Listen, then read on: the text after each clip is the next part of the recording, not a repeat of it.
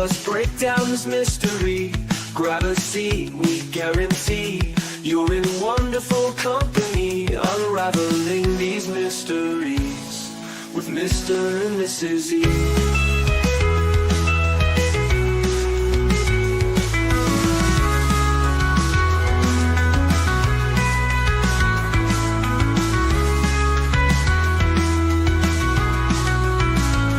Mr. and Mrs. E.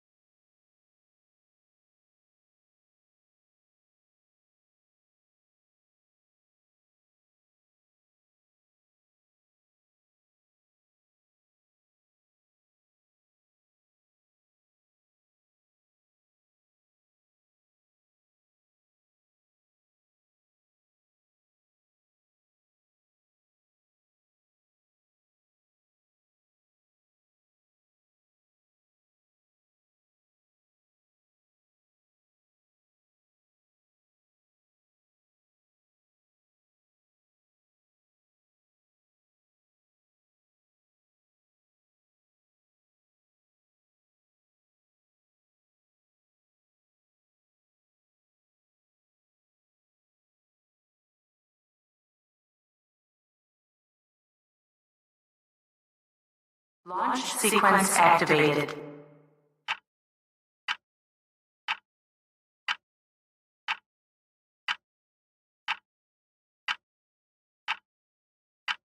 Prepare for light speed.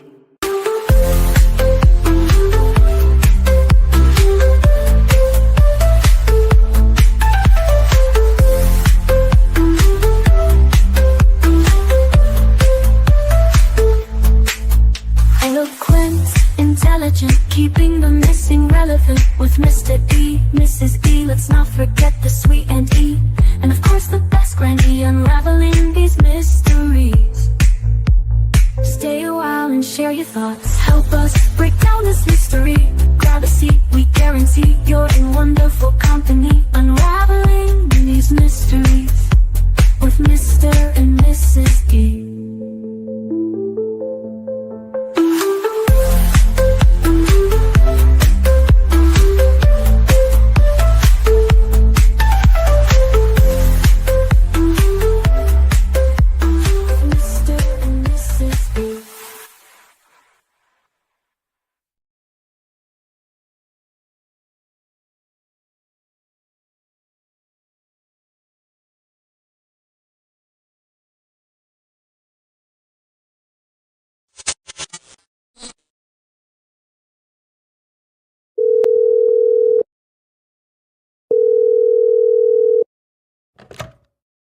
Auntie, is that you? Yes. Bring in the crime dogs. It's time.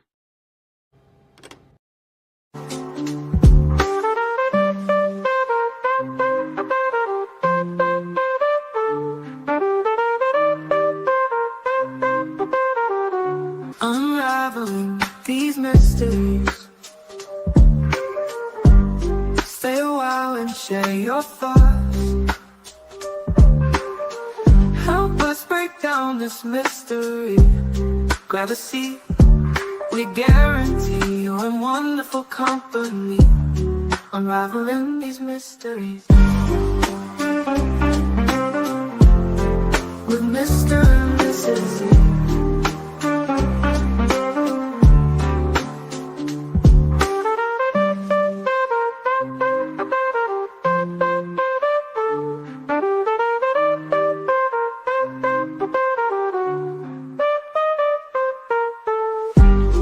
Unraveling these mysteries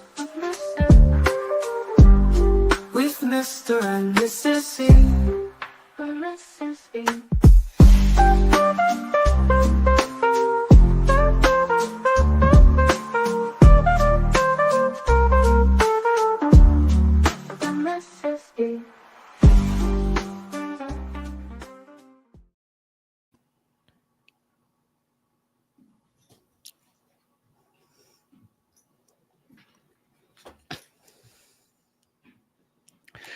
Welcome in everyone to the Mr. E Crimecast. I am Mr. E. I'm joined tonight by Mrs. E and our guest Auntie. How are you doing, Auntie? Good. Good. We gave you a little homework today to get ready for tonight's stream. So we've been kind of interested to do this one. This is one we've been kind of thinking about doing for a while. But I'd like to welcome everybody in first. I saw several of our mods are here. I know Dreaming of Blue Skies and Sandy Beaches. K-Mac, who we're hoping you're feeling better. Pebbles was here earlier, and someone else I saw. Castle. Castle's also here. So thank you to our mods for helping us out tonight. Our dogs are going nuts. I think he needs to use the restroom, so I'm going to go take care of that. Okay. Real quick.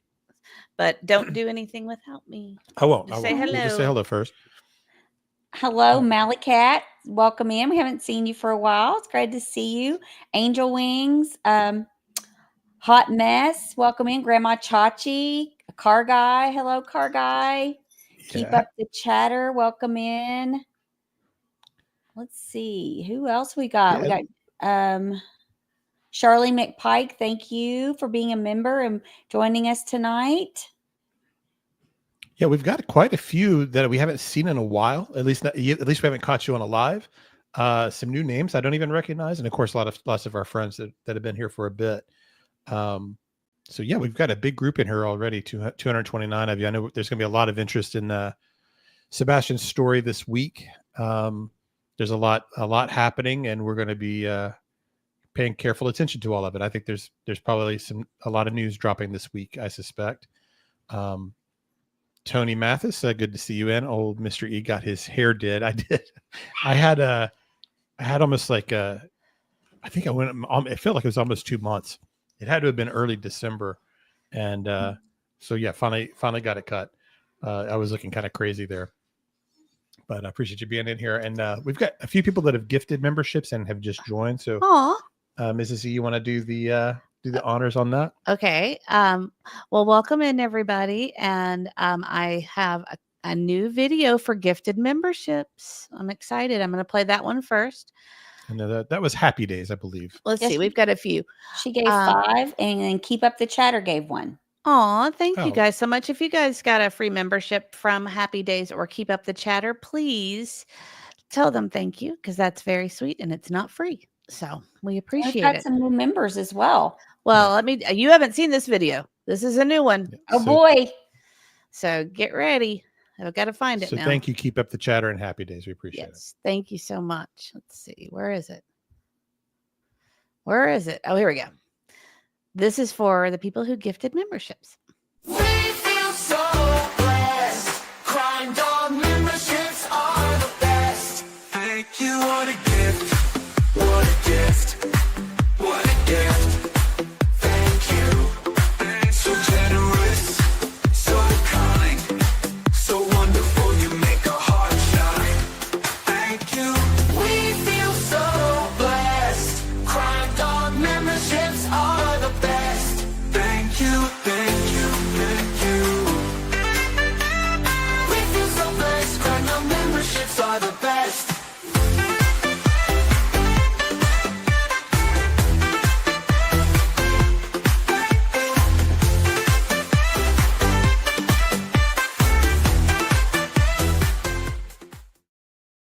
So if you receive one of those gifted memberships, we appreciate you saying thank you to Keep Up the Chatter and Happy Days. And Mallycat is a member for 6 months. Thank you, Mallycat. We appreciate the support very much.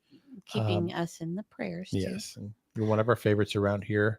And this, I've got a welcome to the Dog Pound to our new members. Do you want to mention our new members real quick? Sure. click on start. We got, here's one. I'm trying to show Opal Sisk just became a new member. Thank you for doing that, Opal. And then I'll go to stars. I see. Oh, there's quite a few actually. Yes. Truth for Us. I recognize you from maybe the last stream, I think, but Welcome. and thank you for being a member. Back on Track with Kat just became a member also. We appreciate that. And Hot Mess. We know Hot Mess. Thank you for doing that, Hot Mess. We appreciate that very much. Yes, thank you. I think she's been trying to do it a few episodes. It just hadn't worked out. Oh, she was asking about the link for Right. the phone, The right? link. Yeah. So okay, glad that finally worked. So glad that worked out. All right. Well, this is for Welcome to the dog town. Your crime dog now. Members only. Welcome to the dog town.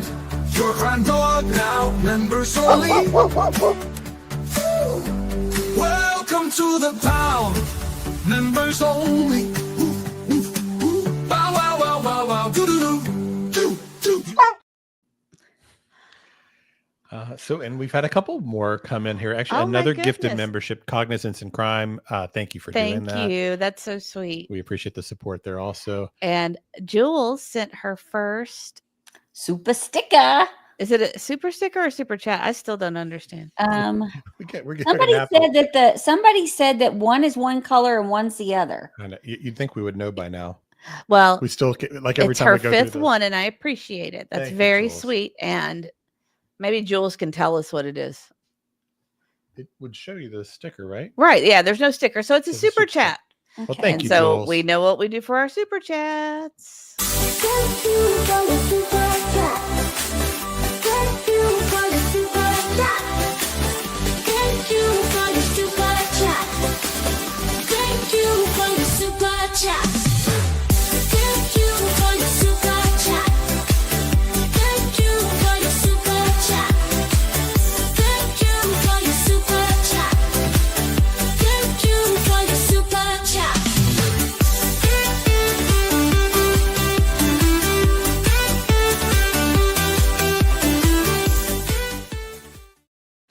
Okay.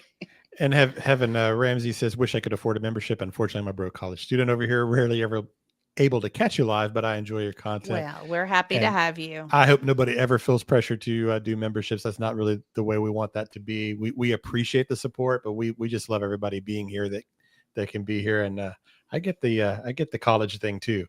I remember ketchup sandwiches. Ugh. Oh, You yeah. know, I remember doing that. A1 sandwiches used to Oh do yeah, too. A1 sandwiches. You know, When we were first married, he would do those because we were broke then too. So, and looks like we have a new member, or not new member, a new person in chat. Queen P954. Welcome, welcome, welcome, welcome. yes. Thank you for joining us. Yeah, there are quite a few new names that I don't recognize. So that's Well, good to see you all. And Michael says our Crimecast is fun. Yeah, Good. Well, thank you, Michael. We appreciate you being here too. our personalities come through. We might be a little silly and goofy, but we enjoy ourselves. So that's part of it, right? Yes. So Sarah's suspicion used to make syrup sandwiches. Oh my goodness. I mean, Welcome in, HM Hands. Thanks for joining us. Oh, HM Blessing. Hands. It's been a while. It's good to see you. And then I saw Car Guy and Purple. I forgot what purple. Purple World. Purple World. Yes. Good to see you Welcome too. in. I saw Lady Tip for Tat and K Mac. And Purple World. Are you thinking of coming to this vigil? Is that a possibility this time? We're hoping to see quite a few of you. I've heard, I keep seeing everywhere that a lot of folks are coming. I think it'll maybe be in the hundreds of people this time around. Mally Cat just gifted a membership. Mally Cat, are you Thank wanting to you, hear Mally that Cat. song again? Is that what's going on? We'll run everybody off with all these songs. Well, We could wait a little bit and then do it midway through. okay, we'll do it as a stress reliever because this is some heavy topics. And Susie Little just became a new member. Oh my goodness, you guys are gonna get my songs all racked up here. Thank you so much. Somebody said, who was it? Mally Cat says yes. Okay, I'll go ahead and play it. Then yeah. This is for you, Mally Cat. Let's see. We feel so blessed. Crime Dog memberships are the best. Thank you, what a gift. What a gift. What a gift. Thank you. So generous. So kind. So wonderful. You make our hearts shine. Thank you. We feel so blessed. Crime Dog memberships are the best. Thank you. Thank you. Thank you. We feel so blessed. Crime Dog memberships are the best.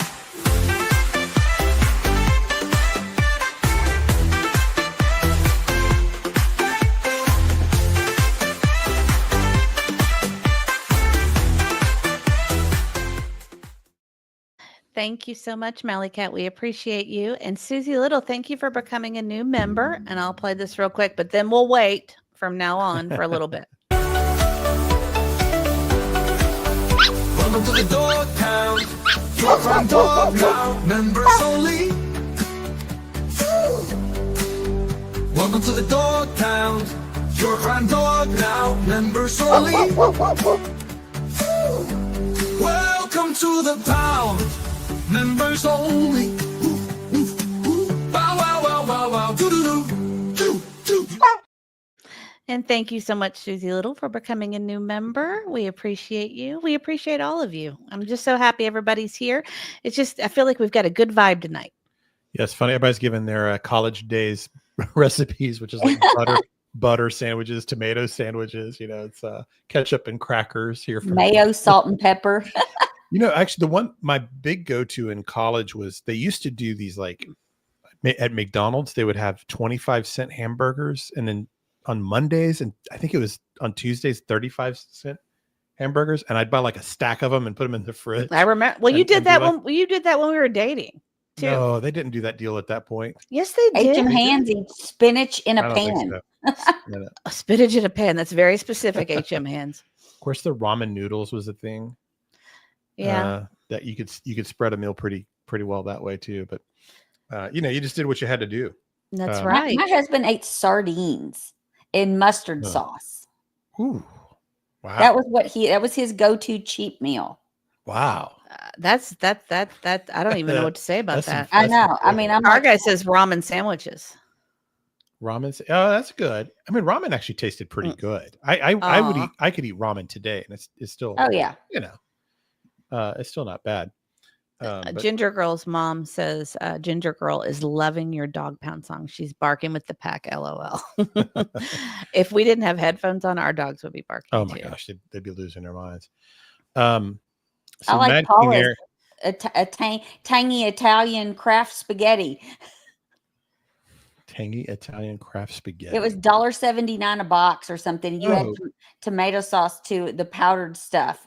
It was a little different than what we ate as kids, but what we ate as kids was amazing. That's the one she loved. Oh my gosh, love that sauce. Yeah, it was a craft kit, and it broke my heart when they took it away. It did. She was really upset when they discontinued that line of, because that was like a once a week. We'd probably have that one. That was, she knows. We ate it at our house once a week as well. My husband is a big Italian cook, and he thought that was the most repulsive thing ever. He did. Yeah. I will say though, that if you go to the old spaghetti factory and just order their marinara, it's very similar. Ooh. Did you know that? No. Oh yeah.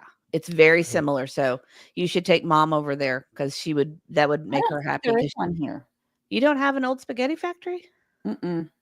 Ours got it was destroyed in the flood. Yeah. No, the explosion. No, it was the explosion. The bombing, they never did reopen it? No. It was sad.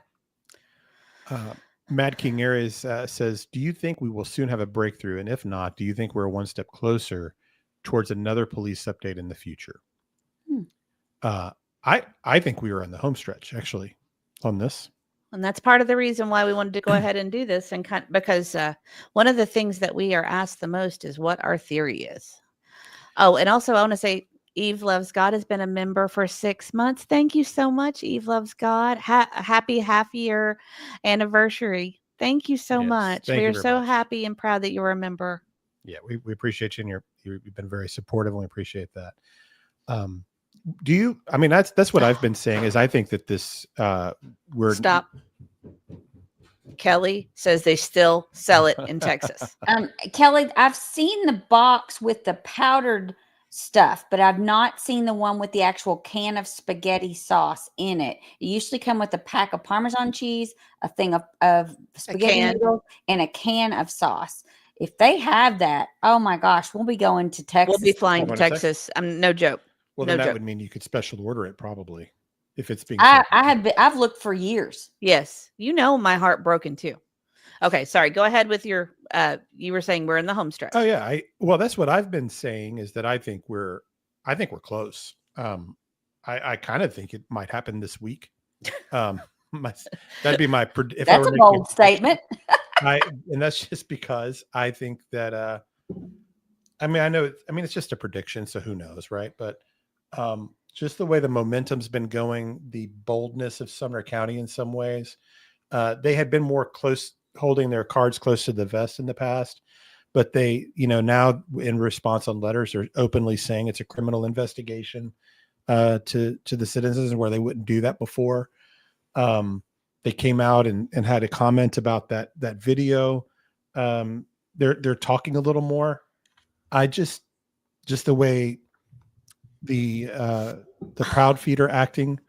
I just think I have been predicting for months, and if you get a prediction right, you get it right, and if you don't, it doesn't matter really. I have kind of thought that we would be court reporters by the summer.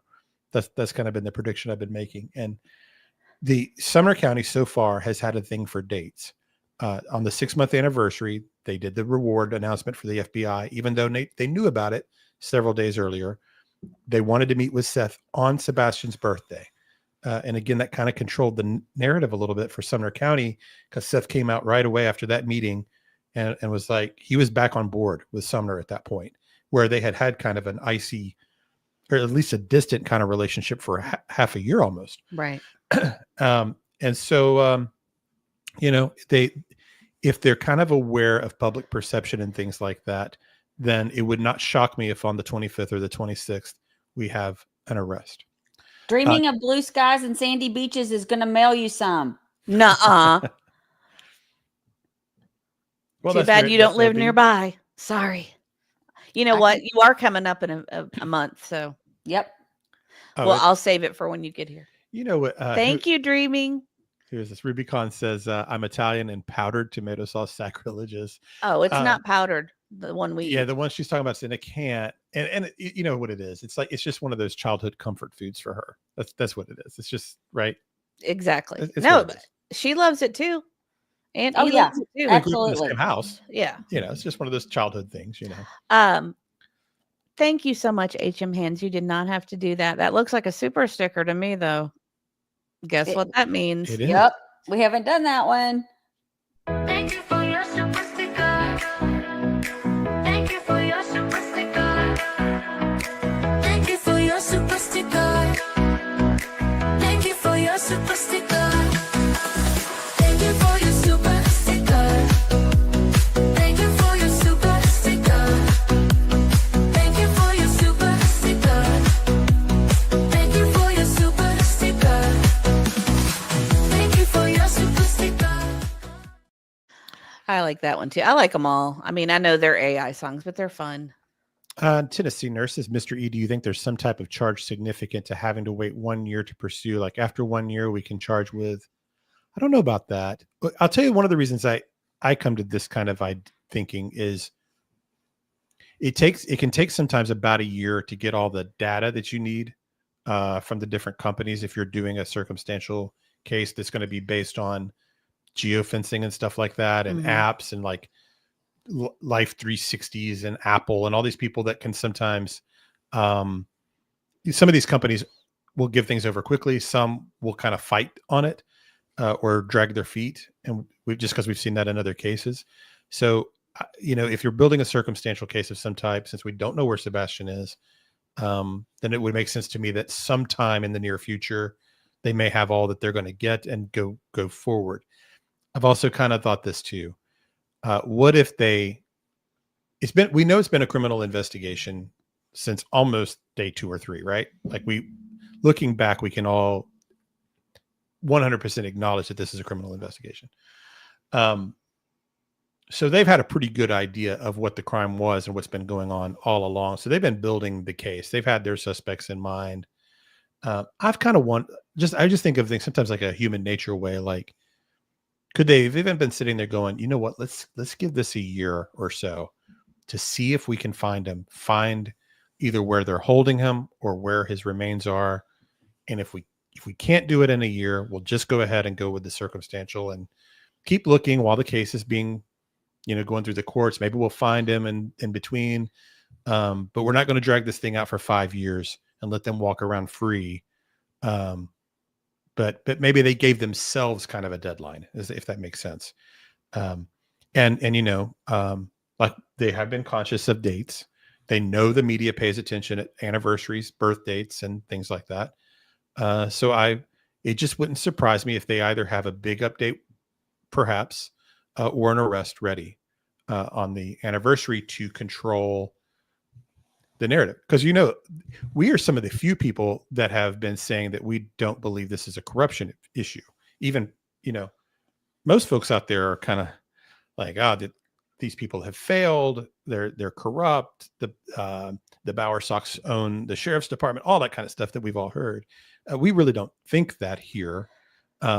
We think they've been building a case all along. It's just a hard one. It's just a difficult case.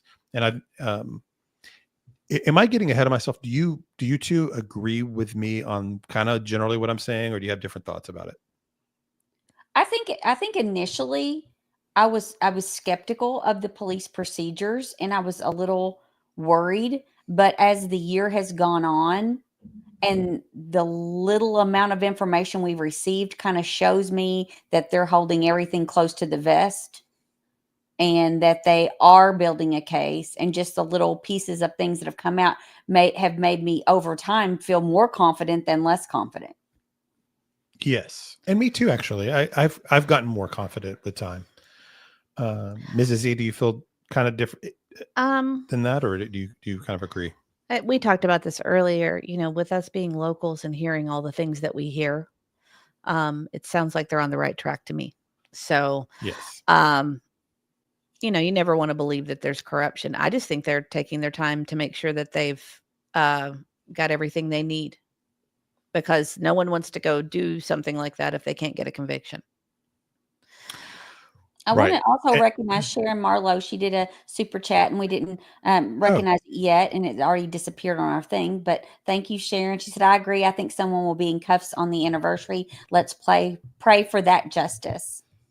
Yeah, absolutely. I think I hope so too. And hopefully, that leads to some answers. And Tony says very date driven. He agrees. Yeah. And thank you so much, Sharon. Do I need to play the song, or should we wait till midway through and do songs again? Let's wait till midway through. Yeah, well, that's a lot of songs. We've got a lot of folks here, and we want to get it going too. Thank you so much, Sharon. I will play your song just for you. We'll need a break. That leads us to Heaven Ramsey. She says, "What do you think happened the night he disappeared, in your opinion?" And basically, that's what we're going to talk about tonight.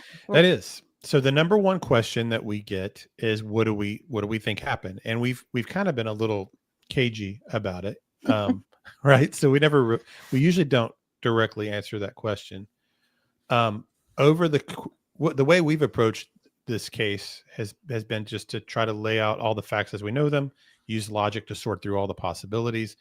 A lot of what we've done is just process of elimination through deductive logic, right?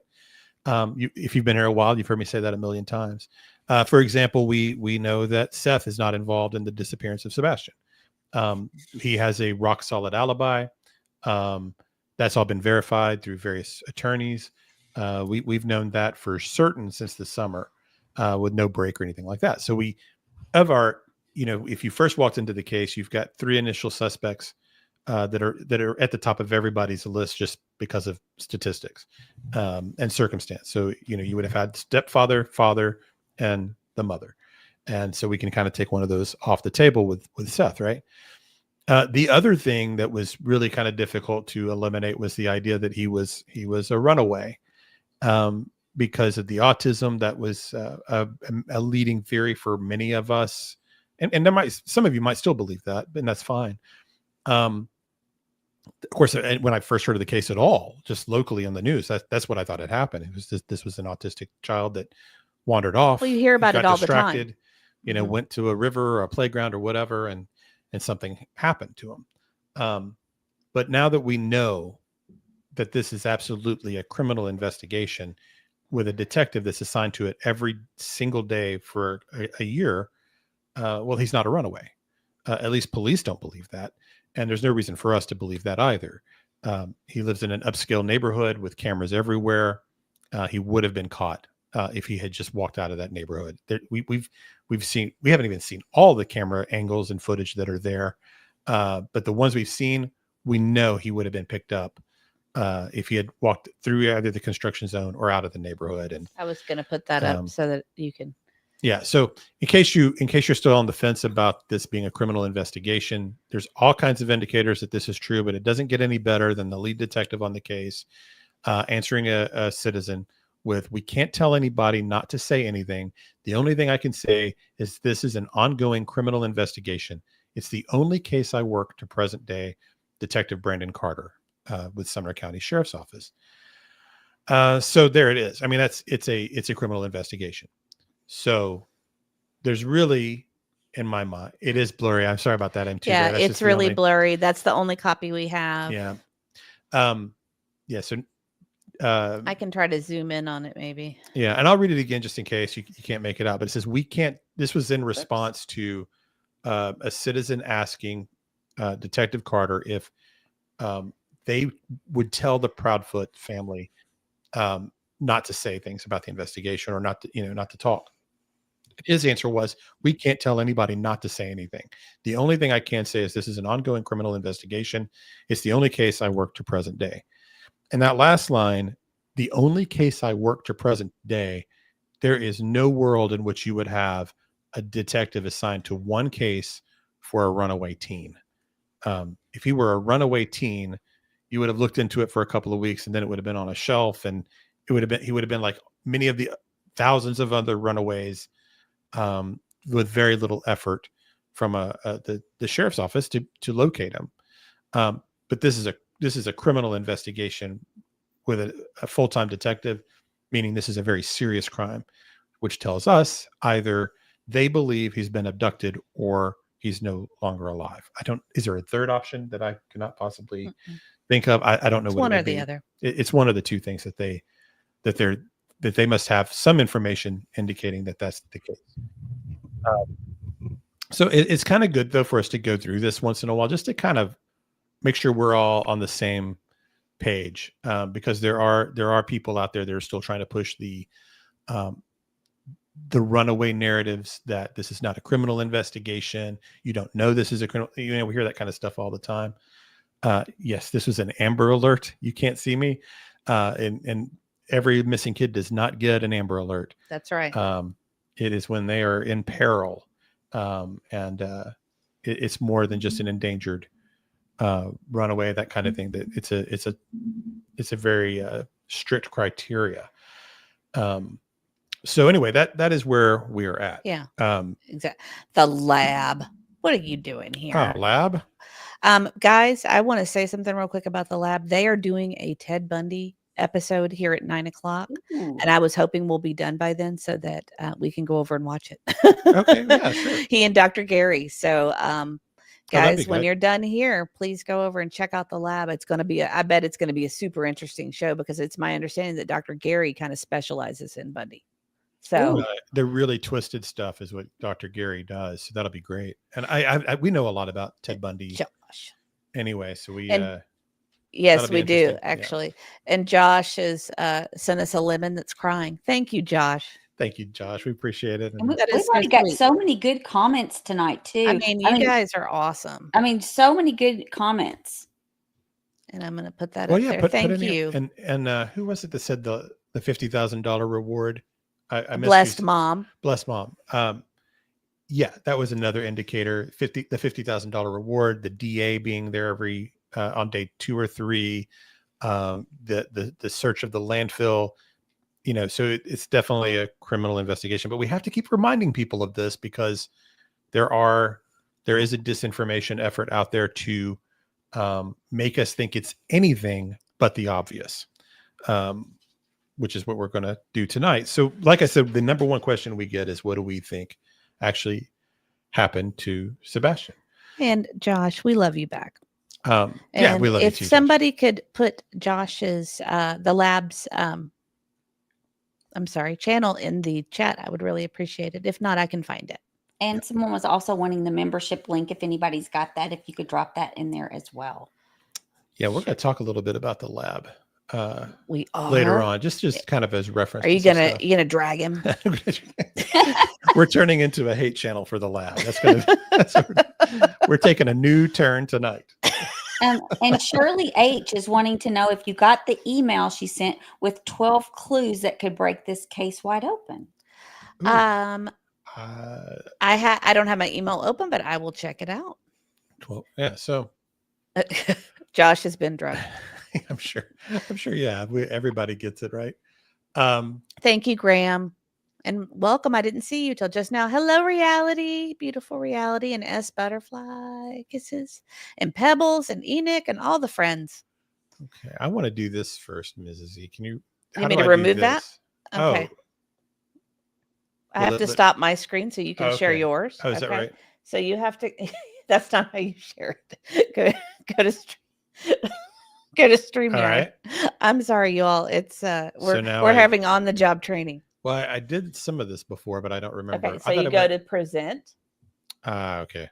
And then you do share screen. Share screen. And then you say, okay. And then then you select the one you want. No. No. You got ahead of yourself. Ooh, I got to do it like this. Well, you know which one you want. You want that one? I think that's the one. Yeah. Okay. All right. So you guys can see this. All right, so I'll go back here and make sure. So I do want to kind of get this out of the way. We're not going to spend a lot of time on this. Why would you? Yeah, I just want to just kind of get it out of the way, because I don't want to give this person any more attention than we have to. But it's something we kind of have to show here. So I'm just going to play the segment. If you didn't see this, this aired a day ago. And it was on Friday. Yeah. So 2 days ago. It'll speak for itself. It'll take about 2 minutes here. To bring you, we have new video that the family of Sebastian Rogers and a private investigator helping them with his cause believe could be significant in the search for this missing 16-year-old. Our Holly Thompson first broke the story at 3 o'clock and asked the private investigator why he believes this is so significant. The private investigator is helping Katie and Chris Proudfoot search for their son, Sebastian Rogers, who vanished so far without a trace from his home. That was almost a year ago.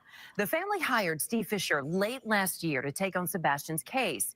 Now, Steve says the video they're focused on now could be a break in the case. He says if you look closely, it shows a person in dark clothing in Sebastian's neighborhood right around 12, really far from the night Sebastian disappeared. He says that person appears to hide behind a car when someone walks the dog nearby. Then that person takes off in the opposite direction. I asked Steve how significant this video is, video the public has never seen. So what we found, we went through over 100 hours of surveillance, and it wasn't until the third pass through the surveillance that we even spotted this person. Is this person accounted for? Does law enforcement know who this individual is? Do they even know about this person in the video? And if they do, have they accounted for who that is? Steve told us the TBI also had a copy of this video. We reached out to them asking why they never released it. There is still an Amber Alert out for Sebastian.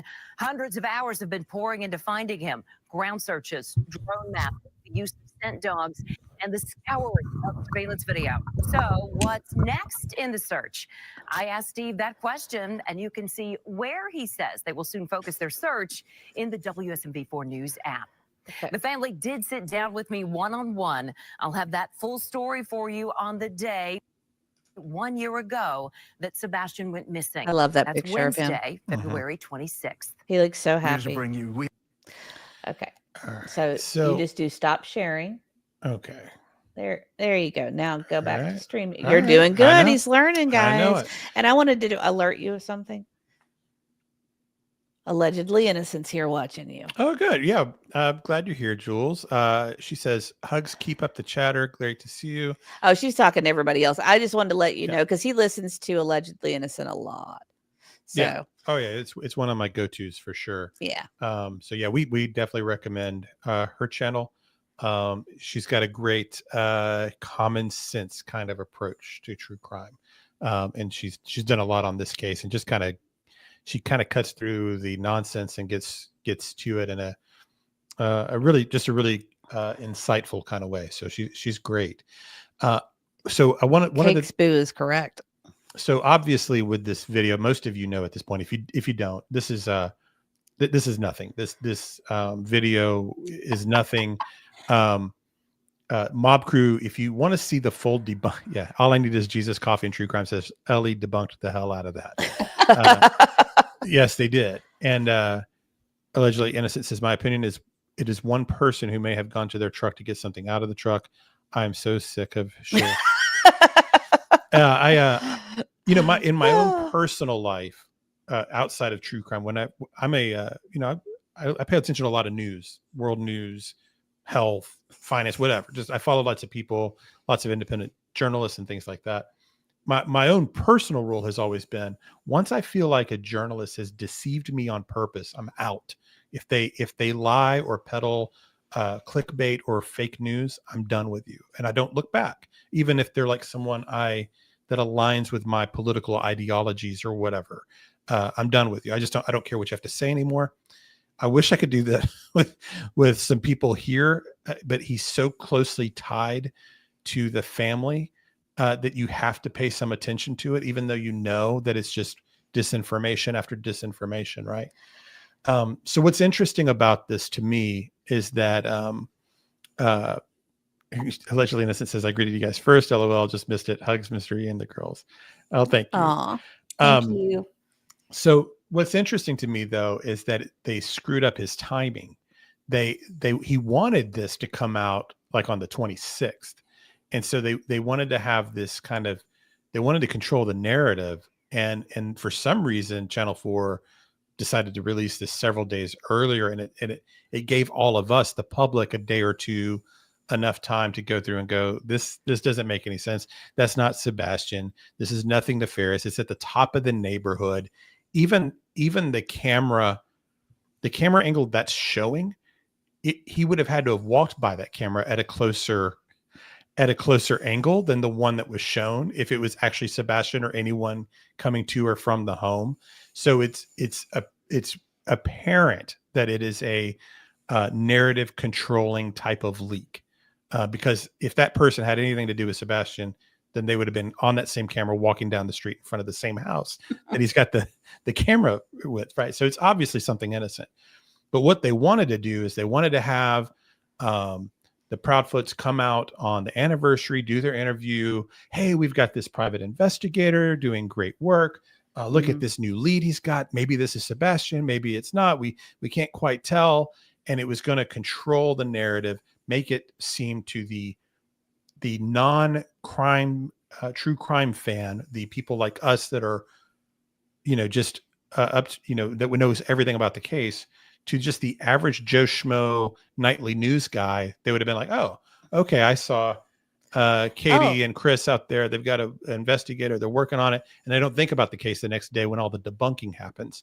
Well, this screwed up that whole play, and it's backfired spectacularly on them, I think. Oh, Fun to Ski's got a good idea. Ooh, the moon is in a different location, date and timestamp. This could have been around 1900 hours, 7 p.m. in my opinion. Interesting. Well, that's interesting. I had not heard that. Didn't think about that. Yeah. I hadn't heard that. I didn't look at it closely because I knew it was nothing. I usually don't. I try not to look at his stuff at all if I can help it, because I just, the chances are it's nothing. And if you go with that, it usually is nothing or some form of twist of reality. Right. But that's interesting. And if you want to see the full debunking of the video, Mob Crew did an excellent job on that yesterday. It would be his latest video. And prayers for Mob Crew. He's going through some stuff. He is. He says he's got some immune problems or something. So, yeah. Hopefully, pray for him on that. But he's back the last couple of days. But if you kind of want to just break the whole thing down and just see why it's nothing, he does an excellent job and makes some great points. And we're a fan of him, so he's great. Absolutely. And there was something else I saw. I don't know what it was. Oh, I wanted to do this too. I want to add. We also forgot to mention the vigil. We'll need to do that. Okay, so I'm about to share another thing to the screen if I can do it. Oh, I Am Too Bear was asking how the fast went. Will you just real quick tell? Let me do this first before I lose Forget my We about spot. got so many great questions tonight too. I swear. Is it on there? I know it's awesome. Yes, it's there. Okay.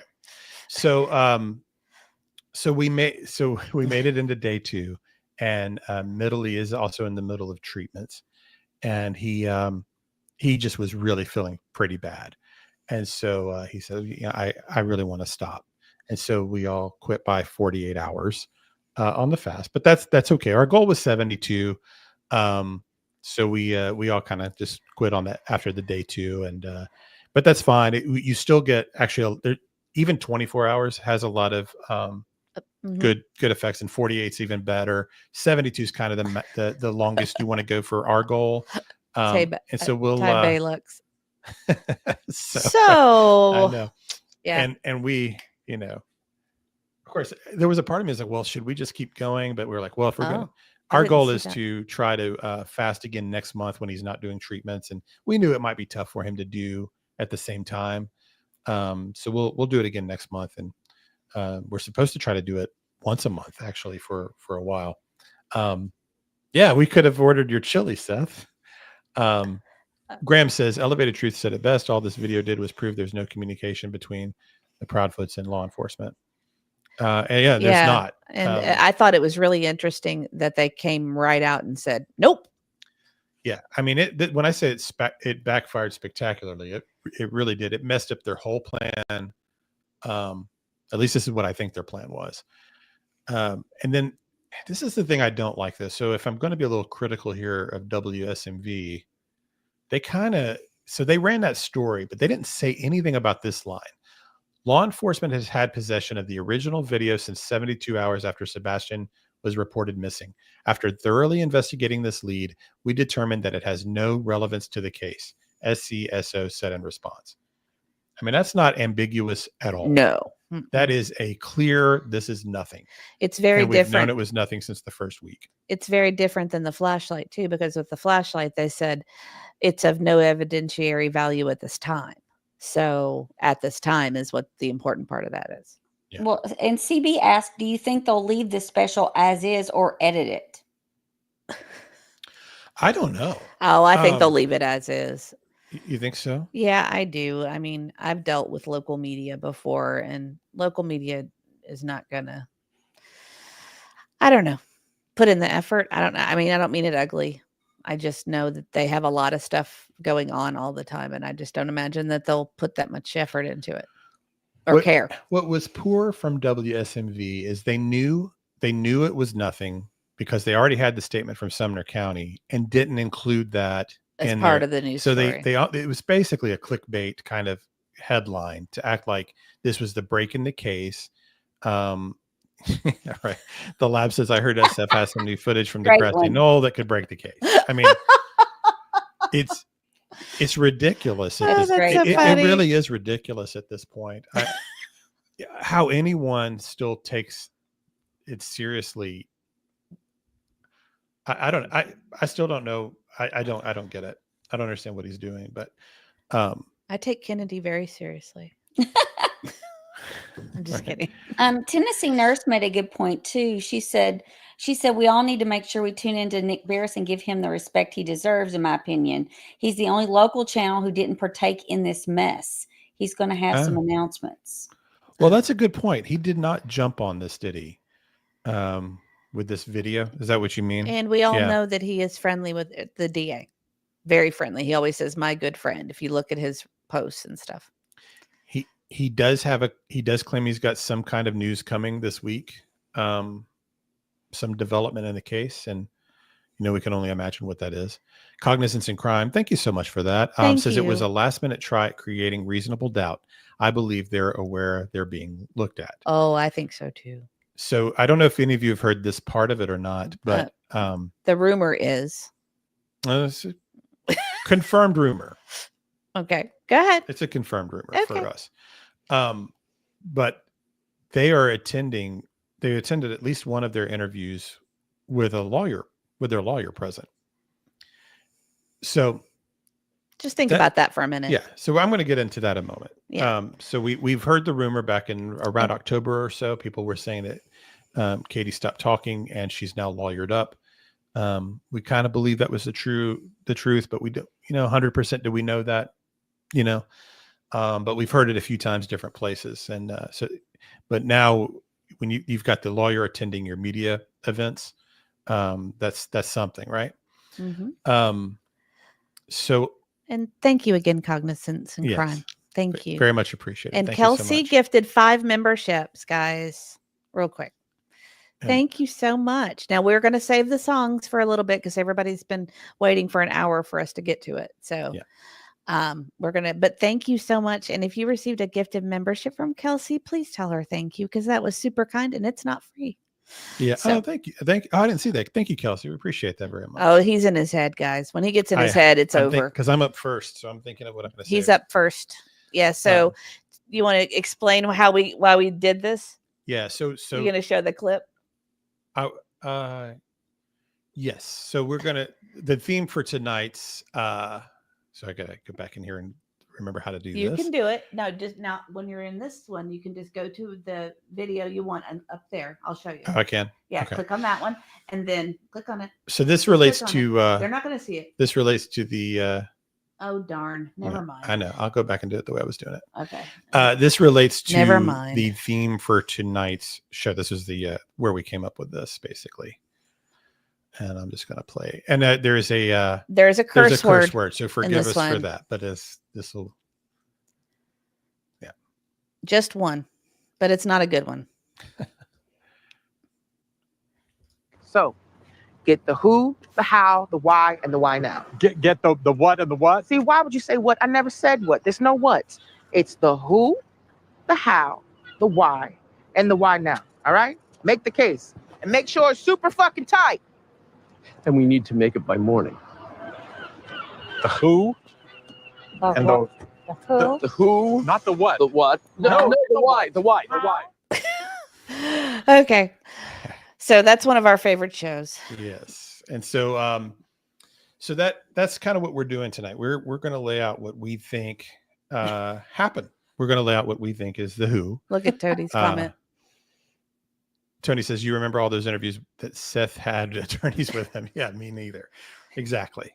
So we're going to go through tonight what we think are the answers to those questions. The who, the how, the why, and the why now.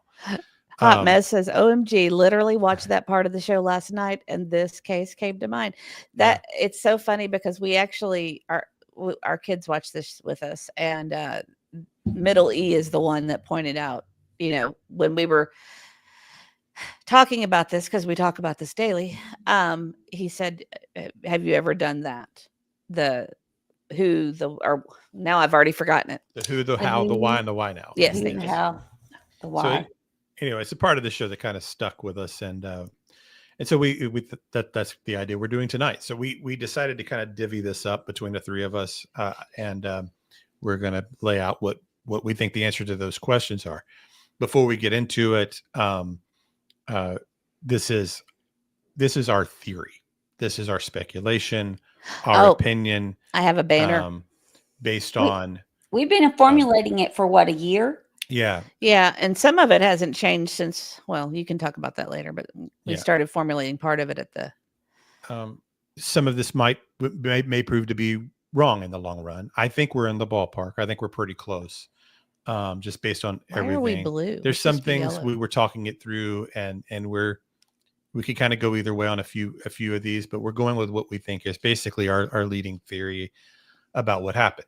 So I'm first tonight, and then who are we going with? The how is going to be Mrs. E, and then the why is going to be Auntie. And we'll all kind of discuss the why now, kind of toward the end. So I got the who question, and actually I think I got the easiest question. I think if I ask any of you right now, who's the party responsible for Sebastian's disappearance? And if you hear that, that's Biggie running up and down. He does this little thing where he runs from bedroom to bedroom before bed. He's got this new routine. He 3 bedrooms to go to bed. I don't quite know what he's doing, but he'll chill in each one until he's ready. But anyway, so this is, I think, the easiest question to answer. Does anyone at this point really still wonder who the parties are that are responsible for the disappearance of Sebastian.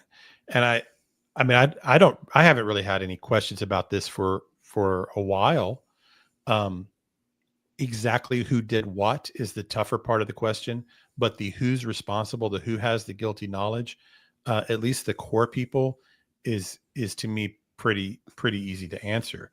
And it's not even really, in a way, this isn't even our opinion. We are locals. We've been here a long time. We even before we were living here, we had tons of connections here. We've had people in law enforcement in various parts of government here locally that we know, even before we were doing our podcast, for the last year, have been telling us all consistently the same thing. And we've heard it from day one up to present. It's never changed. And that's that Sumner County knows exactly who's responsible for Sebastian's disappearance. They're just trying to prove it. And that message has never changed. These are good sources. So it's not my opinion telling you that it's inside the home, that it's the Proudfoot family, that's the leading suspects here. In your opinion. Not my opinion. This is what I'm told. Right. That's not true. An opinion. That's a fact. I've been told this. So multiple times through multiple sources, and good sources that have been accurate on other things we've been told. Right. And so I'm just reporting at this point. I'm just telling you that's what everything has been told to us from very good sources. And some of them are law enforcement sources. So in a way, I mean, I agree with the opinion that, I mean, you don't have to believe me, but I'm confident in that part of it. But if that's not good enough for you, somebody said, so you have no receipts. So you have no receipts. No, this is why we're doing this. So yeah. I'm actually just kind of getting started. So anyway, there's our sourcing. So you could look at us, and if you've been judging us for the last 9 months or so that we've been doing this, what's our track record? Have I ever come out and lied to my audience? My guesses might be wrong. My theories might be wrong, but I've never deceived our audience at all. And if you've been with us, you know that. If anything, we're overly cautious about putting anything out there. We don't run on we don't factor in the rumor from sources that I can't vet. Would never do that. That's kind of been our thing, our bar. And I don't put myself out there to get embarrassed later either, because I believe your reputation is everything when you're doing something like this. But let's go back to that interview. I mean, that's actually a great example. You don't have to have the lead detective come out and tell you that the Proudfoots are the lead suspects or people of interest or anything at all. Give me a reason why Katie and Chris were at WSMV doing their interview with their lawyer present on the 1-year anniversary of their missing son. What's the reason if they're not the target of an investigation? What other, I mean, this is a crane operator and a security lady, I mean, if they were like moguls or something, maybe you have your lawyers following you around everywhere you go. If you're a billionaire playboy or something like that, maybe that's a situation, but just normal people don't have lawyers go with them to go advocate for their son on the news unless there's a problem. So what that signals to me is they know that they are the target of a criminal investigation. One or both of them are. What other possible explanation is there? Anybody? I mean, I don't have one. I don't have one either to this. I do want to acknowledge you can't see me super chat. Hope the feet and socks have their affairs in order. Thank you for putting up your super chat, and we appreciate you. Sorry. I mean, I'm just looking to see if anybody's got any other options. I don't know what other possible reason you have a lawyer there if you don't believe you're the target of an investigation. So I believe that's the case. Everything's indicated it. The history of this was early on, law enforcement was saying the Proudfoots, their family, they're cooperative, they're working with police, they're nobody's been, they wouldn't rule anybody out, but they also wouldn't name a suspect or whatever. Everything was fine. Sometime around April or May, they froze Seth out, right? Wouldn't talk to Seth, but they were still kind of talking to the Proudfoot family. Then sometime around October or so, something happened. We don't know what happened, but something happened, I think, to tip off Katie and Chris that they were actually the targets, and that maybe they got harsh in an interrogation. Maybe they accused them. Who knows? Whatever happened, maybe a warrant or whatever. I don't know. But something happened where it tipped them off, and that's when these rumors about the lawyer came about, which we now know is around, at least at the for the news events, right?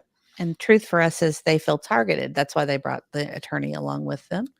And this is also around the time they decided they need to bring in a disinformation agent to come and start doing some cleanup, some narrative shifting to muddy the waters. And it was fairly effective for a little while. I don't think anybody buys it anymore. Even people on that team are starting to question it because it's so over the top and ridiculous, right?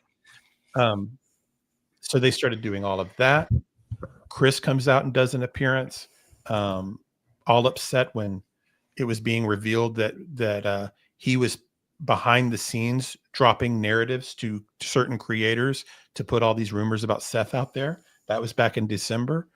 And now we're at the 1-year anniversary, and it will have been 280 days since Katie had been out in public in any form or fashion advocating for her son to come home. Right.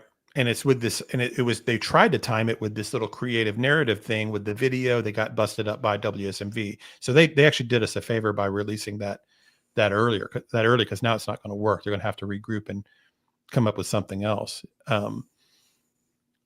Yeah. So Sharon Marlowe, thank you for that. Video has them freaked out. It was their last hoax. I think you're right. I think they're absolutely desperate. And if you look at them, thank you, Sharon. You look at them. Look, I don't know what'll happen. I don't know if they'll be found guilty. I don't know if they'll win at trial. I don't know. But I absolutely believe they are the target. One or both of them are the targets of the investigation. I think they know it. I think everybody knows it. Everybody keeps telling us this, has told us this for a year. What else are we supposed to believe? And if you look at them, they look like they look terrible. They look like they've aged a decade, even since the summer. And when we saw them in the summer, we saw them were in like, man, August, they look terrible. They look like they'd aged 5 years then. They look like they've aged another 5 years from this point. So they're worried. They know it's bad. And so the writing on that is on the wall. In a way, it doesn't even matter what my opinion is. It doesn't matter what I think. Ultimately, what will matter is what Sumner County thinks. And it's obvious, I think, to all of us that Sumner County thinks that the Proudfeet, one or both of them, have a hand in Sebastian's disappearance. And that's where they're building their case. They talk with Seth reportedly nearly every day. They have an open, and Seth is thrilled with them. He said it multiple times since Sebastian's birthday that they're doing great. I believe in them. I think even Hong came out and said something like that the other day on Twitter. I think it was yesterday. It was yesterday. Yeah, he said something like they're going to bring this baby home or something. And I don't know why that he said that. Does he know something? Has he heard something? We've got Nick Barris acting like there's news coming. It feels like momentum. And it does. All feels like it's heading toward the Proudfeet. Now, some people will be like, you don't know. I need receipts. I know. Some people need authority figures to tell them what to think. We haven't had to do that here. We are a critical thinking group. Just like before we had somebody officially tell us this was a criminal investigation, we told you it was a criminal investigation. Mm-hmm. It was obviously a criminal investigation. Just like we told you that Seth didn't get a 3-hour break at the jail to go abduct Sebastian in the middle of the night. Some people didn't believe it until they had the firm evidence. They couldn't think critically for themselves to realize that's absurd, right? So we're just telling you that this is where it's heading. You can choose to believe it or not. But everybody's kind of agreeing with you here. It's obvious. The writing's on the wall about it. I'm going to go through a little more though, because I did my work on it. So I may as well read it, right? You can't see me. He says no shoes equals feet and socks. Let me get to so that's where we think This is all And I going. wanted to just let you know, Ivy League flight nurse said that she got the castor oil compresses you spoke of, and she's going to start using them. Well, Oh, yeah. I did mine every day for about 2 weeks. And by the time I had my ultrasound, it had dissipated. They couldn't even find it. So I hope that you have the same luck that I had. I So thought you'd want to see that. That's, we'll be praying for you. and this is, I'm just going to go through a few of the red flags here, and then I'll move on to the why for Mrs. E. We'll get you up next. Oh boy. So Mine's not going to be so even eloquent. if that's not convincing, just look at the information that we know from the parents themselves. This is the fifth marriage for the stepfather, who's the step parent to a special needs 15-year-old who was forced to wear pull-ups. He was isolated from people. He was whipped with a belt at least on one occasion as a teenager, and the monitoring of his food was obviously important to them. These are all massive red flags in a situation for something bad going on in that home, right? He had the 5 CPS reports in less than a year and a half. Is maybe the biggest of the red flags, right? And we know that these all involve Katie, Chris, or both in all 5 of those, correct? Shuddy Pie says, I think there was more to the TRH video than they are saying. Oh, Yeah. I was reacting to Bliss Blessings gifting 10 memberships. Oh my wow. goodness. Thank you so much. Thank you so much. If you got a membership from Bliss Blessing, please tell her thank you. And that is such a blessing to us, and we really appreciate it. Thank you. And I'm going to play songs when we take a short break after me. I think we'll take a break after me. And Bliss Blessings was one of the ones that did the Megan trial with us, and it's almost like like going on a road trip or something with people. You kind of have that bond. They're like our close cousins. The group that did the whole trial with us. Every time I see their names, I think of them in terms of the kind of that ride. Well, we'll be with them all day in May while we're waiting for the final. Is it May 22nd? Yeah. The final sentencing. Yeah, and maybe this summer we'll be doing another trial. X Upstate NYX says, I have a question. When is the new interview with KP airing? It's my understanding it's the 26th. And I think there's at least 2. WSMV and Fox. Hello, Lady for Justice. Interviews. They might do more. So here, I want to go through the last of these, and maybe we can do the sticker break or whatever. Sure. After another is the mother left the house within just a few weeks of her son going missing with no idea if he would return. Right. Left the city, left her home for weeks at a time. And then you have all the statement analysis. If you looked at all those early interviews, you had everything from them speaking about him in the past tense, victim blaming, never addressing the abductor, never speaking directly to Sebastian in the interviews. There was never any call of action for the public unless they were prompted by the interviewer. There was often anger, misdirected anger at the interviewers, the public, YouTubers, people looking for Sebastian. Inconsistent stories or just outright fabrications, like him with the polygraph. You had the moment of duper's delight that we caught with Katie in one of the interviews, distancing language, and then all kinds of signs of deception, like the use of phrases like crystal clear. They often would turn down media requests, especially even ones high profile, hundreds of thousands of subscribers or major networks. The 6-month anniversary, they said no comment at first. When the FBI reward came out, we were at the courthouse a few times, saw the news try to get an interview with them. They gave them the stiff arm and said no thanks and wouldn't go on camera. Perfect opportunity set up for them to go out and advocate for Sebastian, and refused with just regular news stations. And then my last one with that is just that it's been 280 days by the 26th since Katie has said a word publicly advocating for her son. And I know the lab was talking about this. I don't know if he's still here or not, but the lab was talking about this, that people will say, people are different. Everybody grieves differently. Everybody handles things differently. No, they don't. Moms get out there and they fight for their kids. You don't go 280 days without speaking to the press. You might have a week or two of depression or sadness or something, but you come back out and you look for your child if you're trying to find them. So the red flags are everywhere. So I got the layup. I got the easy task tonight to do the who part because I think it's painfully obvious. Thank you, Serenity72 says, I appreciate you guys. You stayed neutral and not going one way or the other for the longest time. You looked at interviews and facts before going one way or the other. As Justin would say, we are on the right side of history. I agree. And that's, I forgot about this. Before I kick the troll out, the troll has said it is not stated as opinion in facts, though. That's to stay out. That's to stay out of YouTube trouble. It's being stated as fact. No, we're stating this as our opinion. No, this is our opinion for sure. It's what we've been told. It's KJ. I'm sorry, CJK. And unfortunately, you're being rude to our people, so you have to leave. Sorry. Okay. I'm sorry to do that. Yeah. I can give them one more chance if you want, but if they're rude again, I'll have to. Oh, I didn't see it. So you just have to determine if you think it's worse, bad enough to make them go. Well, they're questioning some of our regular people in a not nice way. Well, yeah. I mean, you can have a different opinion, but you're going to have to be polite, or we'll just make you leave.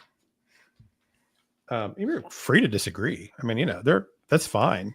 But we're not going to be rude or saying unkind things about other people. I'm going to segue with that into my other, but I'm just going to tell you, if you disagree with what I think here, you're also disagreeing with FBI agents like Jennifer Coffin-Daffer, homicide detectives that are retired like Chris McDonough, Duty Ron, criminal psychologists like Gary Mercado, statement analysis folks and criminal profilers, Pat Brown, Peter Hyatt, deception detective, Dog the Bounty Hunter, hundreds of YouTubers that have been working on true crime for years and years and followed dozens or hundreds of cases. If you disagree, you're agreeing with kind of a handful of people, none of them usually with any kind of professional background at all. And so if I thought I wonder sometimes, how do people go, now, Peter Hyatt, FBI agents, homicide detectives, they don't know anything. But these people that are online all day, every day, on substances or mentally ill or felons, they've got it all figured out. Those are the voices that I trust. Excuse me. If you find yourself on the opposite side of literally everybody that talks about this, that has had any professional experiences in law enforcement, and you're on the opposite side, you might want to self-reflect and think that maybe you haven't got it all figured out. Maybe there's something to learn. You know what I mean? Right. So anyway, I'm gonna stick with the sober professionals. Hey mods, if you could handle that for me, I would appreciate it. I can't find what I was looking for, and I'm up to talk. So anyway, so that is finally, I know that took me forever to get through the who part. That's just all kind of stuff that I had been kind of looking at. So do you want to do the music stuff, and then we'll go into your why? Yes. So or you're the how. You're the how. I'm the how. I honestly don't. Oh, here I go. I picked it up. I'm telling you, I watched too much Megan Boswell, guys. I did. I picked it up. I don't mean to say that. What was I going to say? I'm not as confident as Mr. E is. So. Well, it's because I had the easy one. I gave myself the easy one. I think the how's the hardest. The how is the hardest. Well, then maybe you should do it. You know what I think. I wrote it all down. Yeah. No, just do it. But do the music first, and then we'll get into what we think the how. Okay, so even the music's hard for me right now for some reason. Let's see. Let's do our gifted memberships first. Thank you, everyone who gifted a membership. This song's for you. We feel so blessed. Crime Dog memberships are the best. Thank you, what a gift. What a gift. What a gift. Thank you. So generous. So kind. So wonderful. You make a heart shine. Thank you.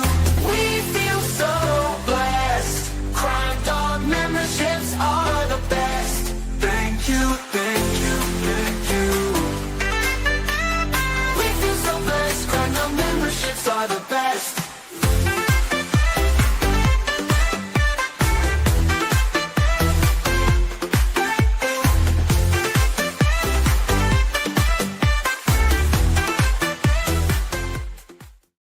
That's hilarious, car guy.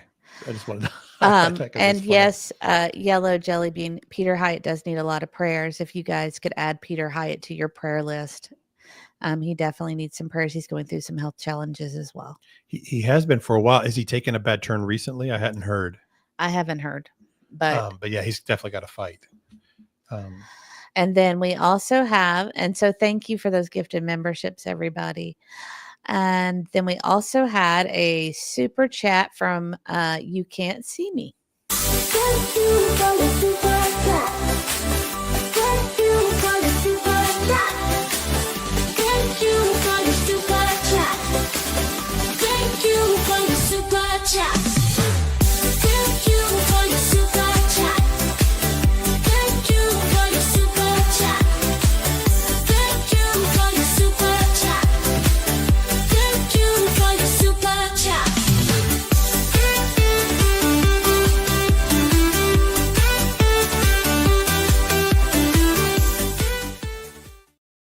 And we also had the big, the $20 super chat from Serenity. Oh, Serenity. I'm sorry. That was for you too. I read it, and we do appreciate you, Serenity. You've been great to us too.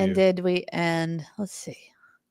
And we also did, was that a super sticker from HM Hand sent us a super sticker? I think we did that one earlier. Oh, did we do it? Okay. Yes. I don't know why it's still up there though. And then we did have some people join membership. So we're going to do that one.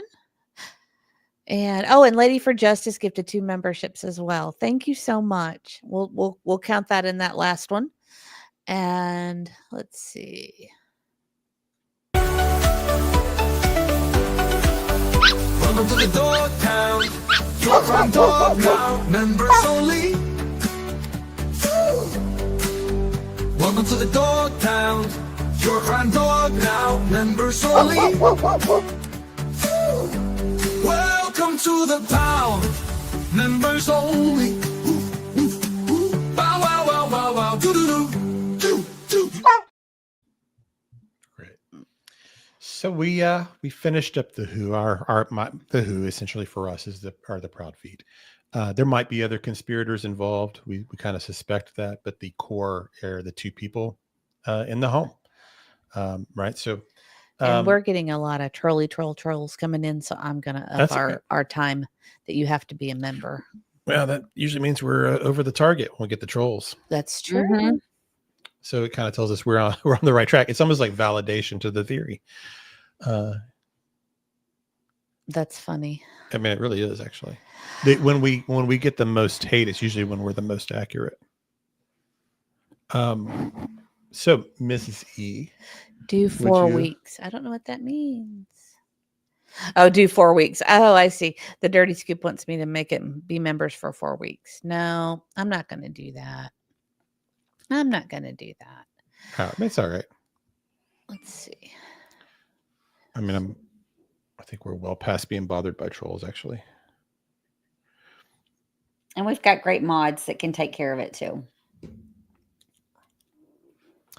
Yes, please hit the like button. I saw somebody mention the machete video, and our goal is always 1,000 likes to get that. So make sure you hit the like button if you're coming in, or if you haven't yet. You know, I for me, like I do just define a troll as someone that comes in and they're not. If they're disagreeing, we don't mind it at all. It's just if they're coming in and they're just trying to stir it up. Or and they're rude and upset people. Yeah. Then they have to leave. If they're not here, if their intentions are not good. Oh, we got another new member. Sometimes it takes a little bit to tell the difference. Oh my gosh, what is going on tonight? Thank you guys you, are just blessing us left and right. Thank you so much. We appreciate Conquer from within. I know. Thank you, Conquer from Within. We appreciate the support there. That's very kind. Thank you so much. That is so kind. Do I need to play my thank you song? If you want to delay your how part of the story. Oh, and Sharon Marlowe became a new member. I thought you were already a member, Sharon. May have been a gap. Oh my gosh. Thank you guys so much. Thank you so much. I feel weird not playing the songs, but I just played them. This is funny. Ivy League flight nurse says Mr. E really hurt their feelings when he spoke the truth and said that we'll follow all the law-abiding, sober professionals and not felons on YouTube. You might that might have been too inflammatory, right? Struck a nerve. Not there. everybody's a felon. They're not all. They're not all. Let's see. It was a little bit of a generalization there. Yes. Thank you, Anita. That was a nice. She's following us from South Australia, and she said, "Thank you for all you've done to find this young man. Thank you so much." Sorry, I'm taking care of something administrative. Hold on one And second. that was from Anita. You She's talk way to in chat for a second while I take care of Southern something. Australia. Wow. Yeah, there are a lot of new names here tonight. I know, and welcome. We're so happy. It might be just, with people knowing that the anniversary is coming up, there might just be renewed interest in the case right now. They're starting to see some of it on the news and that kind of thing. And might be people kind of coming in and wanting to see where things are at. Because it's, there's a lot of folks that just had to step away from the case for a while because it's, became heartbreaking or the drama part of it got upsetting to them. I've heard a lot of folks say things like that. And we try to keep it focused on the case. Yeah, I forgot little Miss Sharon is also from Australia. Yeah. Oh, that's right. That's right. Hope you can understand our accents. I'm just kidding. Yeah. Dirty Scoop says they had to take a break from it. I get it. I mean, it's hard, especially when there's been portions where nothing has happened, and then it kind of picks up with some new information and such. New growth is amazing. I'm so proud of the E-fam. Yeah, Graham's been with us since we nearly love the Graham. beginning. Yeah, Graham's great. Oh my goodness gracious! Look at this.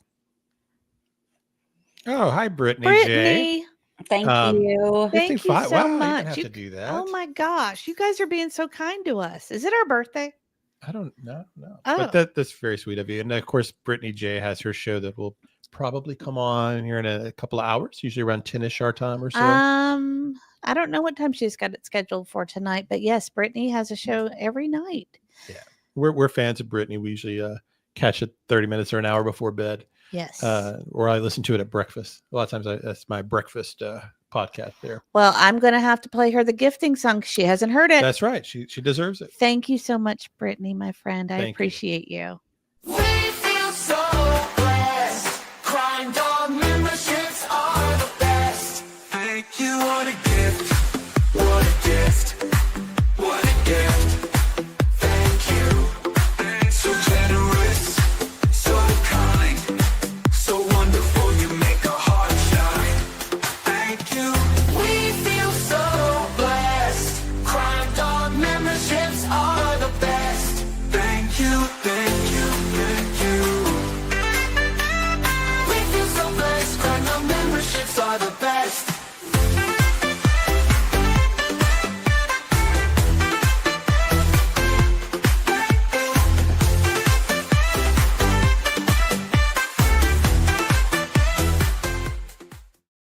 Thank you again, Brittany. That was very Thank you very kind of much. you.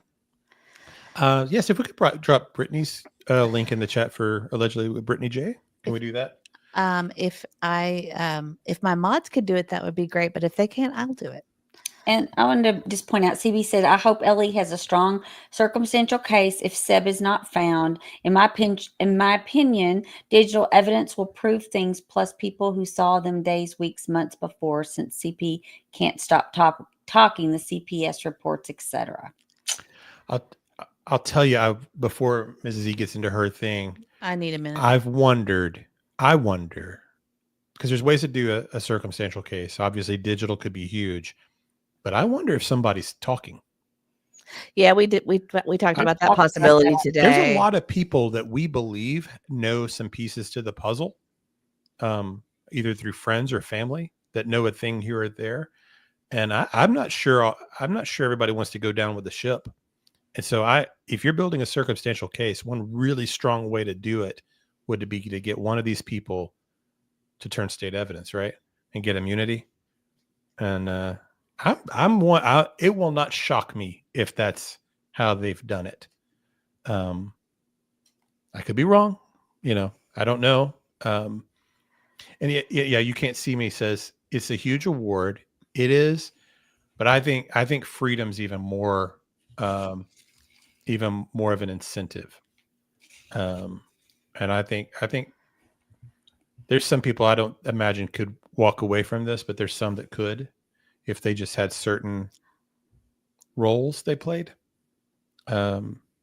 I don't know. We'll just see how it plays out. Maybe it'll all be digital. Maybe it'll all be forensics and stuff like that. But it won't surprise me if somebody made Ray a deal. says, if Jen Soto can get immunity, anybody can. I think that's a perfect example. Mhm. Might be something almost identical to that. And you want to say the name? Nanato5 Dow says, I sit and just listen. You do a great job, Ease. Thank you very Thank much. you. And we got some more gifted memberships from Lady for Justice. Thank you so much. And I think My somebody gosh. else. I think I We've missed had one. so much chat, guys. I'm sorry we can't get to every question because there's been a lot. But I mean, it's we'll been try to address them. wonderful. And did we thank Tennessee Nurse? I don't think we did actually. Is that the one you're looking for? And Lady for Justice gifted. I mean, it's just thank you so much. You guys are so sweet. So let's go back to Tennessee Nurse first. Thank you so much for that.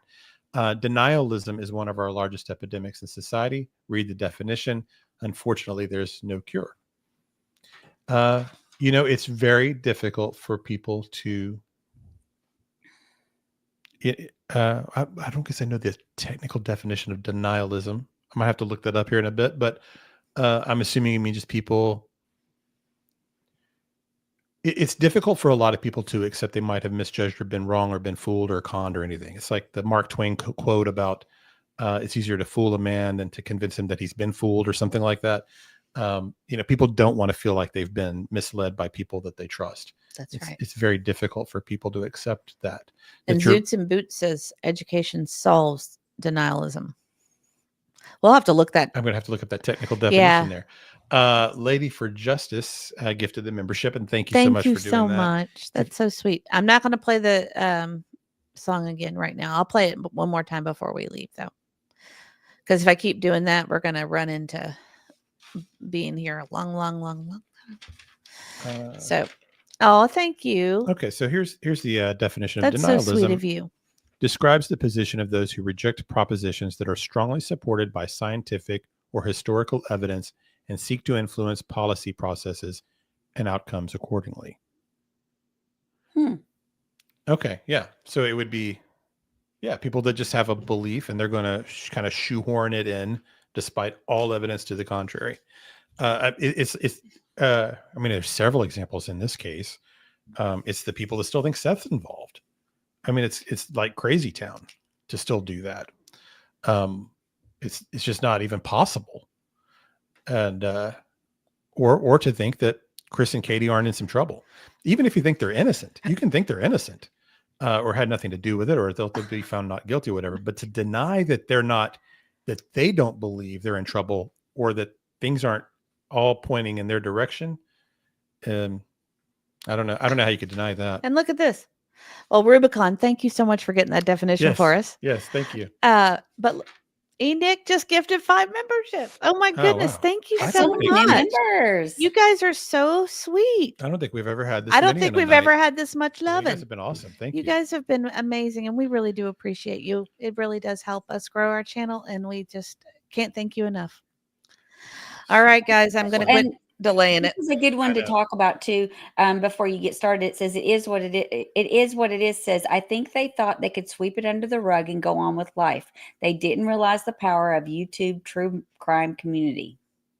Yes, that's a really good point. Yes, I'm really feeling nervous about doing mine. If you think about it, most kids that run away or are missing, they don't get anywhere near this kind of attention. It's a handful that get anything like this. I don't know what that means. I think they will always wonder about those shoes, those missing shoes. Oh, and if you were gifted a membership from Enoch, please tell Enoch thank you. And also Lady for Justice, please tell her thank you. And allegedly with Brittany J, please tell them thank you. That is so kind of you guys. We really do appreciate it. Graham, and I'm totally delaying. She's stalling. She's stalling big time. She's nervous. Graham says he's on fuego tonight. We're feeling a little confident. A little bit. We're feeling a little confident. Hopefully not overly confident. Yeah, I mean, I don't know. I like the prediction part. I don't know about that, but I think that's where it's going, and it's just a matter. I just think it's a matter of time, and I think every time they go to the mailbox, they got to wonder if that's their last day outside. I think they'd rather hear you talk anyway. Do you want to just do mine? No, go ahead and start. And if you No, want to, I think you would do a better job. I don't want to let everybody down. I'll throw in stuff. Well, I will definitely be the disappointment of the evening no, because I just start really it. I have notes, but mine is really in my head because I've been formulating this and we've talked about it so much, and I just I don't know. I'm just gonna spit it out. Okay, if I start stinking it up, Mr. E will take Yeah, over. I'll help if you need. I help. wrote it out. I wrote it out. So this is the how. Okay. So, in my opinion, the how is the most difficult part of our theory. Even though the three of us have been doing this show since May, we have been talking about this case every single day. And we have talked about it from a lot of times from the morning we wake up until, late at night with Mr. E and I. We have run through a million different scenarios and possibilities, and this is a theory we can all agree on. So, again, this is my theory. So, the morning started. I actually, Aunt E, I stole this from you yesterday because you spit this all out really nicely yesterday. The morning started with spaghetti pancakes, special breakfast. Calls to the family, then off to, go shopping with family and enjoy the samples at BJ's. All things Sebastian loved to do. After that, they got to go to Strike and Spare. They were going to do bowling, but unfortunately the bowling was, I think the lanes were being used. And so they went and played video games instead. And they have great video games there. We take our kids there to play video games. And then the last thing of the evening was to go have an expensive meal at his favorite restaurant. So, okay, sorry. I blanked. I blanked for a second.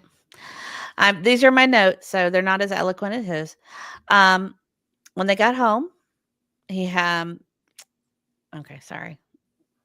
Okay, I don't know why I'm so nervous. This is so weird. You built it up. I know. I did. But so when they got home, he had to take the trash out. I believe that he did take the trash out. And I think they did that so that things would look as normal as possible. And then I think you should take over. I'm done. You did great. You're making me cry, Mrs. E. I'm sorry. I wrote it out and I don't know. Now I'm getting all nervous. Okay. So so we're at the point where early in the evening, he takes the trash out around 7:00. And what I think we believe happened is at some point after that, he was given something to incapacitate him, some type of something that he drank, a pill, something along those lines. And then that would explain the thud that happened sometime around 10:00. We think she identified this for a couple of reasons. This is, of course, our theory is that in case anyone outside heard the noise, heard the thud, became aware of it, she would have kind of already acknowledged it and explained it away, or that this could be a bit of slippage, where the deception detective talking about this type of phenomenon where slippage is a part of the real story slipping in subconsciously. And then this is the part that gets a little bit tricky. After this, she's certain that Sebastian's incapacitated. She prepares for whoever her accomplice was to arrive and help him get him out of the house. And then that actually brings us to. Okay. And while you're pulling that up, I did want to say hi to Jenny Machete. I've heard through the grapevine that you need some prayers. So all you guys, please let's put some prayer hands up for Jenny Machete. I don't really know. Feeling better soon. We love you, and we hope that we'll put some prayers up for you. I don't know exactly what's going on, but we love you, and we're definitely praying for you. Yeah. So I'm sorry to hear that, but we'll pray for you and hope everything gets better. Mrs. Yeah, I was getting emotional. Agent 99. I was. She's so pretty. So pretty. I was getting emotional. So I wrote this out, and I'm a better writer than I'm a public speaker, just in general. So I was trying. I think Mr. E definitely has the gift of gab. Well, basically this just brings us to the our video part here Yes. that we want to do. The video you're about to see is from early Monday morning, February 26th, around 3:10 a.m. Now, there are no street lights in the Stafford Court neighborhood, so it is at night, pitch black. What you will see here are these 2 points of light believed to be people with flashlights in the area around Sebastian Rogers' Hendersonville home. It is believed Sebastian left his home barefoot and with a flashlight sometime overnight. Since his disappearance, authorities have reviewed security video from homes in the neighborhood looking for clues. We have had several clips that have come in. And this one is getting the most attention, showing signs of activity around Sebastian's home the night he disappeared. You see 2 light sources, which we've circled to help you follow. For point of reference, the security camera was pointed toward the back of Sebastian's home in a common area. In the video, you see subject 1 with a light source in the lower right-hand corner. Then you see subject 2 briefly appear and move toward the first before that light source is covered or obscured by bushes. Subject 1, a few seconds later, then moves out of frame. Then subject 2 reappears and follows subject 1 off screen. It's a short time later, and it's very vague, but then you see one of the subjects moving quickly back through the common area, and that is it. I know, there's not much to see here. Good. But that's not quite it, is it? Because that flashlight goes back to the Proudfoot home. Well, they showed that right there. Right. That one, and that's actually the most damning part of it. Mm-hmm. And also, Jules Tacali says, did Sebastian take his own meds at night? I recall hearing that. I don't know for sure. If Seth is still here, he would probably be the best person to answer that. I do not want to speak to that since I do not know. But thank you so much for the $5. We really appreciate you. Yes, thank you so much. I don't know. I don't know the answer to that either. You might be right. I know Seth has answered a lot of questions about the medicine. I just don't recall the answer to that question. So with the flashlight video, we are of the opinion that flashlight video is exactly what it looks like. That is someone from the Proudfoot home meeting someone in that common area with Sebastian and taking him to a vehicle to leave the neighborhood. And that flashlight is someone going back to the Proudfoot home. And that flashlight going back to the home, the person down at the car, that could be a lot of people. I don't know. I suspect law enforcement knows who that is because there's enough video in that neighborhood where they should be able to make out the make and model of the car. And with the license plate reader technology they have all over Sumner County, I think they know the car. I would be stunned if they do not know whose vehicle that is. And that flashlight going back to the Proudfoot home is almost the worst part because I can't come up with any explanation other than that being Katie going back home. I don't know who else that could be. What else makes any sense other than Katie? Who, they would have, if it was a stranger, they'd go in the car with the people. What are you going back to the house for? Right. So I think that's a damning piece of evidence. I know they called it of no evidentiary value back then, but they didn't at this time. I think is how they said it, right? They didn't give it the sweeping, this is of no relevance. We've seen it since the 72nd hour of the investigation. We think that is what it looks like. And then from there. Hold on. Thank you, Nicole. Nicole helped answer that Katie said that his nighttime routine was to take meds, take shower, get ready for bed, and get in bed. And then also True Crime Junkie said, Seth answered that question. He said Sebastian would take as much meds as KP gave him. So, yeah. But again, this is our theory.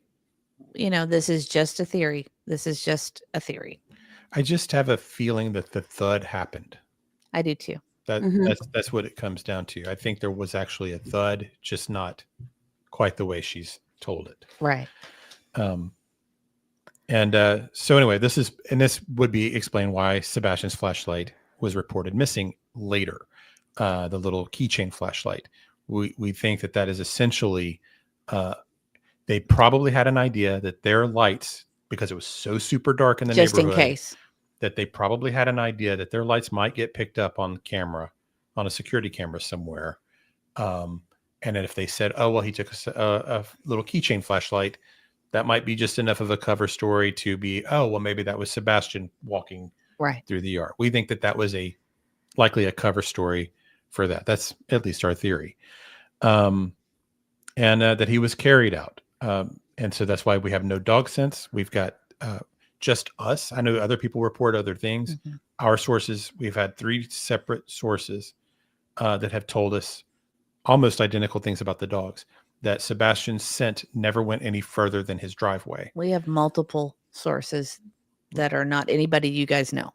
Right. That are not sources that other people have had. Right. And so and that lines up with other things we've heard.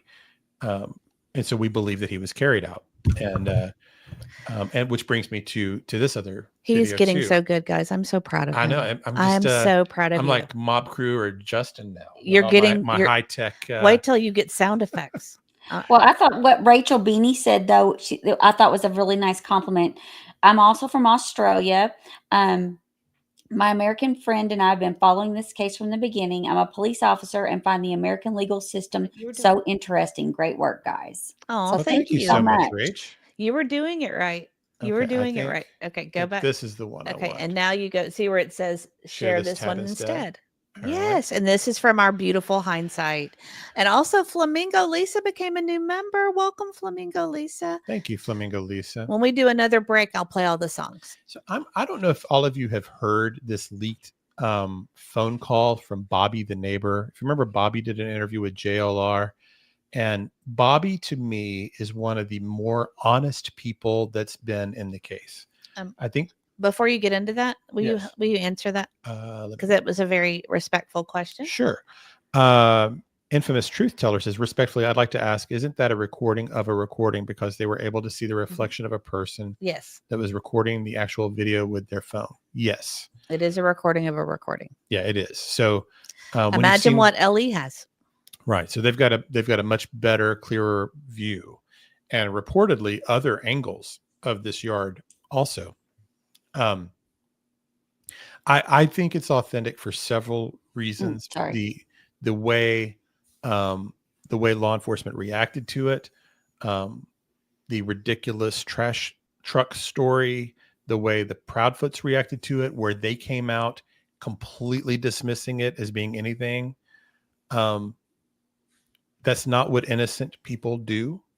Innocent people, parents that are innocent, that are desperately searching for their children, grasp at every possible straw and lead. They do what Seth does. Every time he gets a lead, he hops in his truck and he drives across the country. He does. He literally does this every time. That's what innocent parents do. You see this flashlight video, you don't just go, oh, this is nothing. Every lead they hear about, they just dismiss. And so Bobby is one of those people that her judgment about what she's seen or whatever might be wrong, or she might believe a rumor or whatever, but she's trying to tell the truth, even if she might misunderstand a fact, if that makes sense. Mm-hmm. Her heart is in the right place, has been my feeling on that first interview and everything I've heard since. Maybe she believes some gossip that's not true or whatever, but she believes that what she's saying is true, even if it's maybe not factually right. I Is that agree. Fair? Mm-hmm. Am I saying it right? So anyway, I'm trying to get Hindsight's page. Yes, thank you, Hindsight. We're going to show a couple of videos from her. If you're not following Hindsight 2002, you should. It's one of the best channels out there with just these 2 5-minute, 10-minute clips of like key pieces of information in the Sebastian Rogers case. It's a gold mine of information for him. So I definitely recommend doing that. Yeah, so Hindsight needs way more subs. You guys need to go. I don't know how they don't have way more than they have. And then I forgot to also do Allegedly Innocent as well. Oh, that'd be good. So I'm gonna play. This is very quick, but you're going to hear what Bobby described seeing on the camera. The people next door, I told you that they didn't think, it's an older couple.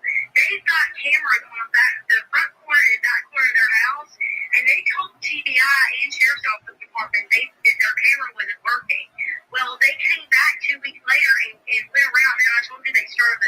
over again, literally from ground one. They knocked on their door and asked them, do you guys have cameras? They said yes, but they're not working. And the guy looked at them and said, that's okay. Can we see it anyway? And sure enough, their cameras actually were working, and there is a black blob with something thrown over the person's shoulders. The people next door. Yeah. So, Did you hear that, guys? Did you catch that? well, it did have the closed captioning too, but she does essentially say that that there's someone walking through that common area with some kind of block shape, and she describes it later in that same leaked call that someone looks like they're carrying a black blob of some sort through that yard. I don't think Bobby's making that up. I don't either. I don't think she's just telling a story there. I think Sebastian was carried out to that other street and eventually down to the car. I don't know if he was alive or not. I hope he was. I don't know if he was sedated or if he was gone at that point, but I think that's how they got him out. And that's essentially what we believe. We believe the flashlight video is what it seems to be. It all makes sense. And even from the disinformation agents, they ignore this. They'll jump on every other red herring video, but this one they kind of leave alone. And I think there's a reason for that too. You can almost judge how accurate evidence is by their reaction to it, you know? So anyway, let's see. I don't know if you had anything else here. Someone was asking when their phone call was. I believe it was reported on Duchess as 9:47. He said before midnight. He said it was either 9:43 or 9:46. Okay. I don't know. I guess he couldn't remember one or the other. Maybe I did a timeline. I might have just put it in the middle there. An Ivy League flight nurse says, do you guys believe that this was planned for weeks or months or a spur of the moment thing? I don't know about months, but pre-planned. And we think that because of the big day. The weekend of fun. The weekend of fun. Oh, Kelly, the OG says we're at 517. If we get up to 1,000, you know what happens. We get to have a machete party. I think there's a part of me that has really wanted to believe it was just some kind of accident or something like that, or anything else, because you don't take pleasure in thinking this about a mother. But the big day of fun, spaghetti pancakes, all these stores, going and seeing all these relatives, the expensive restaurant, the video game playing at the Strike and Spirit. That's a big Sunday before you're going back to school, especially for a child with special needs. You saw the Texas Roadhouse video. He looked exhausted at the end of that day. And I had another thought. We've talked about this. This is just my perception, could be wrong. But when I watch Katie at Texas Roadhouse with Sebastian, to me, it looks like in her mind, she's already distancing herself from her son. Like she's not really interacting with him. It's almost like, it looks to me like she's already trying to emotionally detach. That's just what it looked like to me. That could be completely wrong. Maybe they always kind of act and that way. I argued that maybe, you're not. I always try to look at both sides. Yeah. So you guys need to understand that. But I said, well, is it just possible? It's just some ordinary day. And that's just how they interacted. And she just wasn't. Well, we've heard Seth say that he was the one that had more of a personal connection. And, Katie was in the Army when he was little and he was the one taking care of him. So they might not have had the bond that we would anticipate a mother and child having. Maybe not. And maybe that was their baseline all the time. It's just what it looked like to me. It just looked I try to look at it from both sides, everybody. I know. I wrote this, so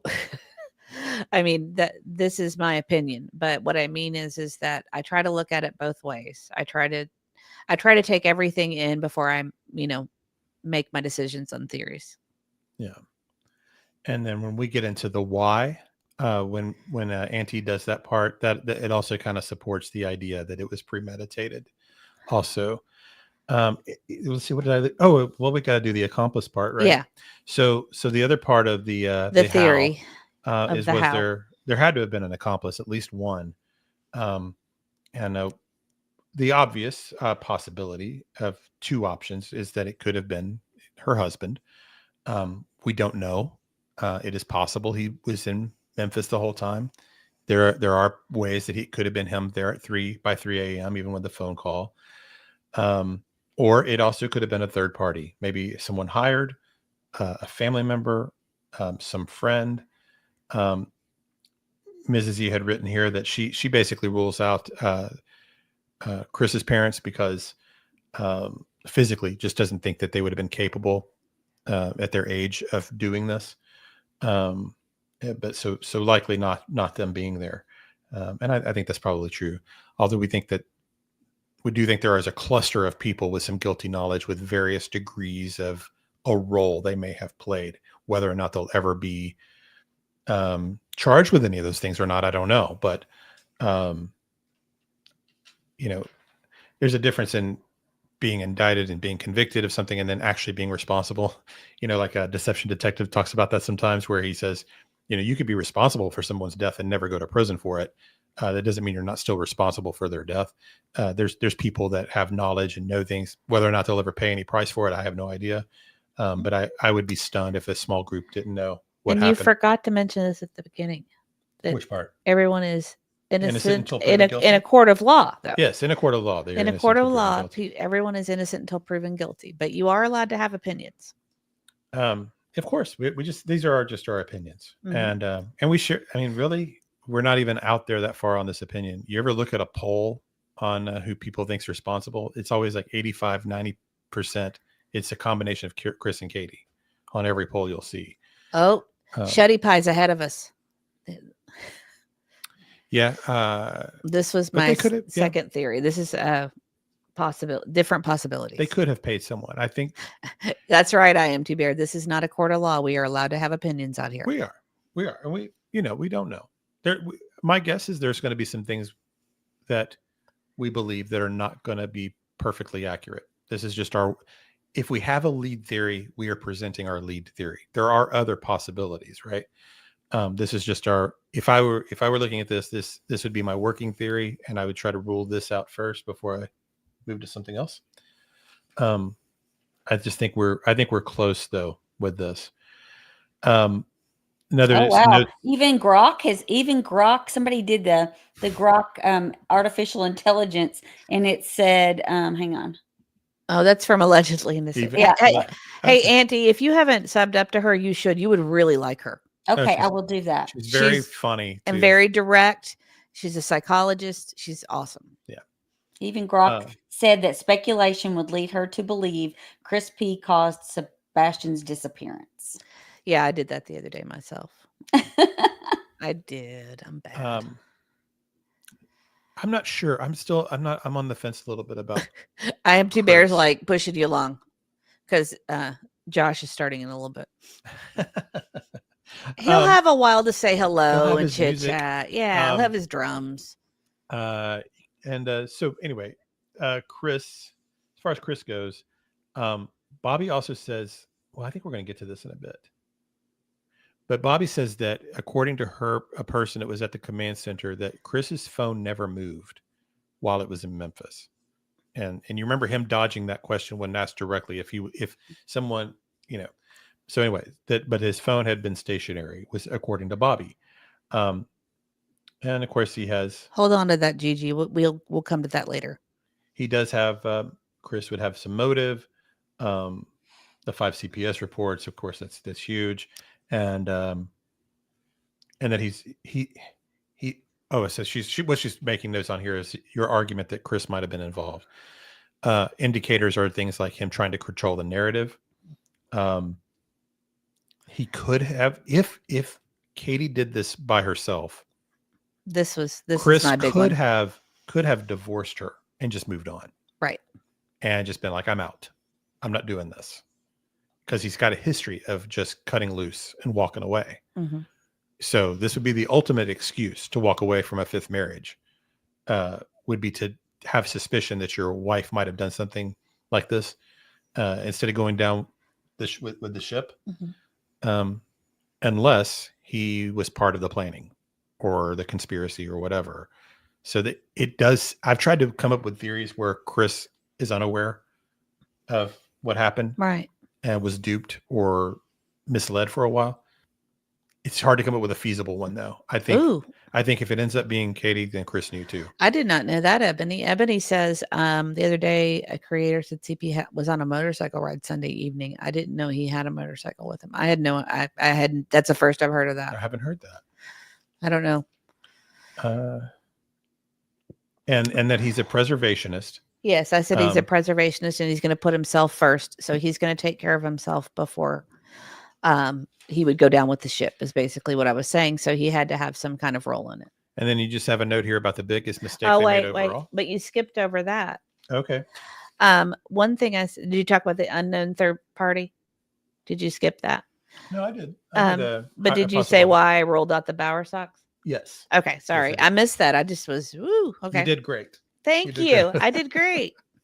But here, just at the very end, she just says a note that the biggest mistake overall was forgetting the shoes. And that's the biggest mistake. Yeah. It messed up the whole thing. Mm-hmm. In my opinion. I think if the shoes if they thought about the shoes and staged that better, I think there's a lot more doubt. Auntie, do you agree with that theory? Did I miss anything? As far as the how goes. No, I think that's how. I mean, you didn't get into the intricacy of the how, but I think that's, Well, that was one thing we were going to discuss is that we watched that dog video from the other day, and it definitely looks like there was a handoff. I don't know if you guys saw that.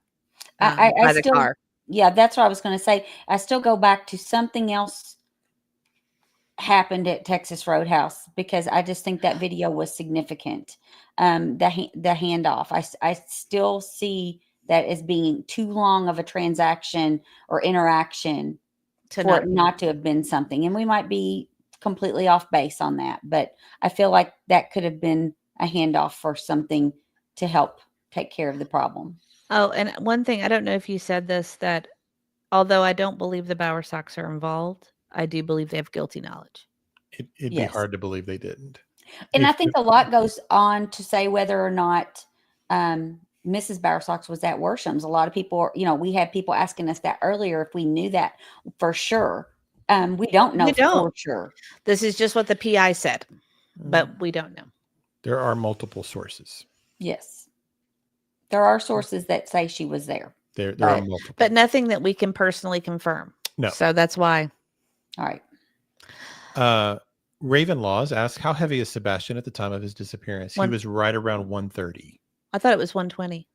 Just depends on what you read, but sometimes they place him at 120, 130. And he's 5'5". The Bower Sox, they're both in their 50s and 60s. And that area late at night. That's sneaky, Shelly. Really hard. What? As possible. No. I know.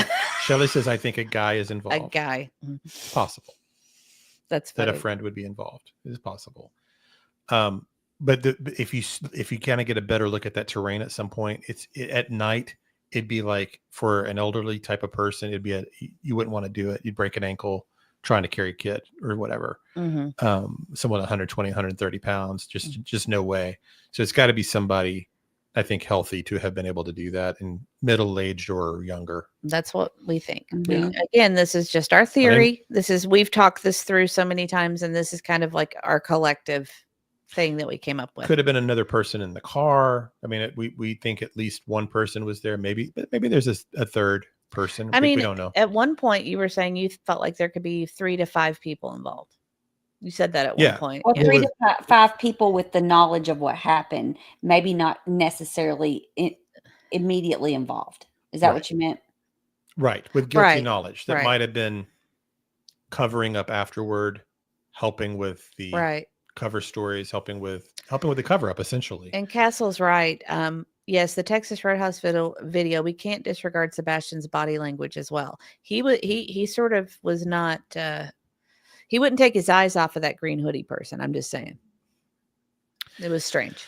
Well, and just his behavior at the table or something with the conversation he was not happy about. He shook his head. I mean, there was something that was being said that he wasn't happy with. We do have some plans Right, to Black Hawk. we will likely revisit Texas Roadhouse at a point because we've got some stuff we want to do on that. It Yeah, just kinda Mystery didn't. went over there and reenacted some stuff. Yeah, So I think there will be some stuff y'all will find interesting over there about we're not quite ready to let go of that yeah, and for good reason. but we do try to explore every possibility, and maybe it's nothing, but there's some reason I think to believe it is possibly something. All So right. we'll just check it out. Well, But we'll do that at a different stream. I have to get the kids to bed, so I'm going to let Auntie take over with her why. Okay. And Auntie, whenever you want me to do the video, you just let me know if you want to do it at the beginning or the end. Kind of in the middle.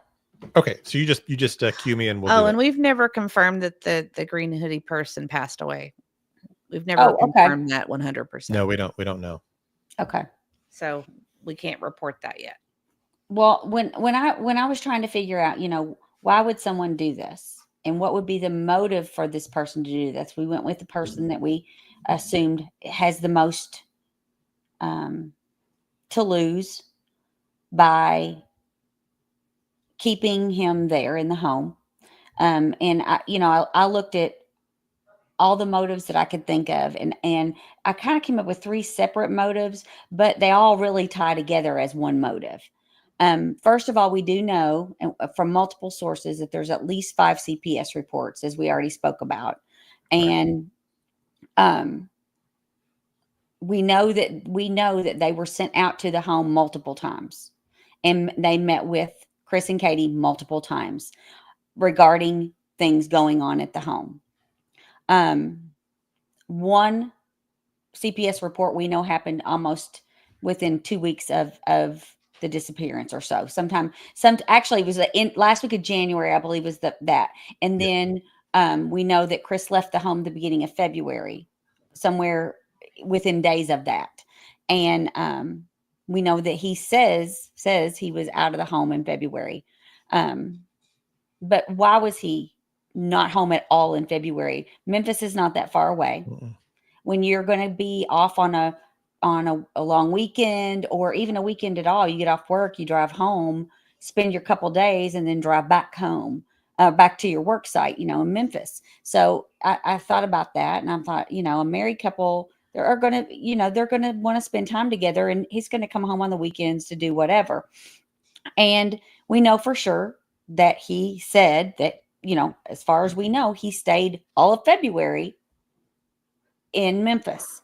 Well, why? Well, because more than likely with the CPS reports and knowing what I know about CPS and the steps that you take during CPS investigations, the parent that's being accused of the allegations of child abuse or whatever's being said that's causing the problem, that child or that parent can always be asked to leave the home until the investigation is complete. So I think that was a motive. He was very angry that he had to leave. I think he was asked to leave the home. This is my opinion, what I think happened. I think CPS probably asked him to leave the home. And I think he was out of the home all of February because he was asked to leave the home. Right. And I think that brought a great amount of stress to the relationship. There was already stress we know of. Yes. And we know for sure from neighbors that have said it. But Bobby also in the video alleges that they had been seen out in the in the backyard, yelling at each other and things like that. And so that kind of brings me to the video. Okay. And then I can talk about a little bit more of the things that I think were motive for this disappearance. Okay, so this is we're going to do about 2 minutes of this. This is also from that same leaked video from Bobby, the neighbor. And make sure you listen carefully because she really says a lot in this 2 minutes. Yeah.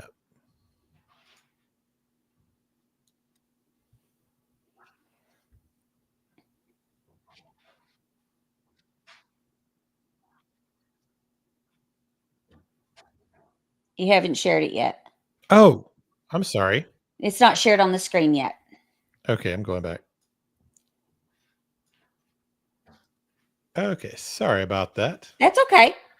All right, I'll go back here and try this. Okay. I'll get there. I'll get there eventually. That's okay. I think it's this one.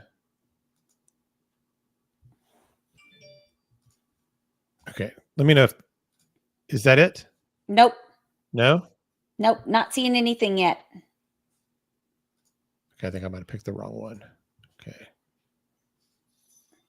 All I see is us. Oh, okay, it's this one. Make sure you share it to the screen.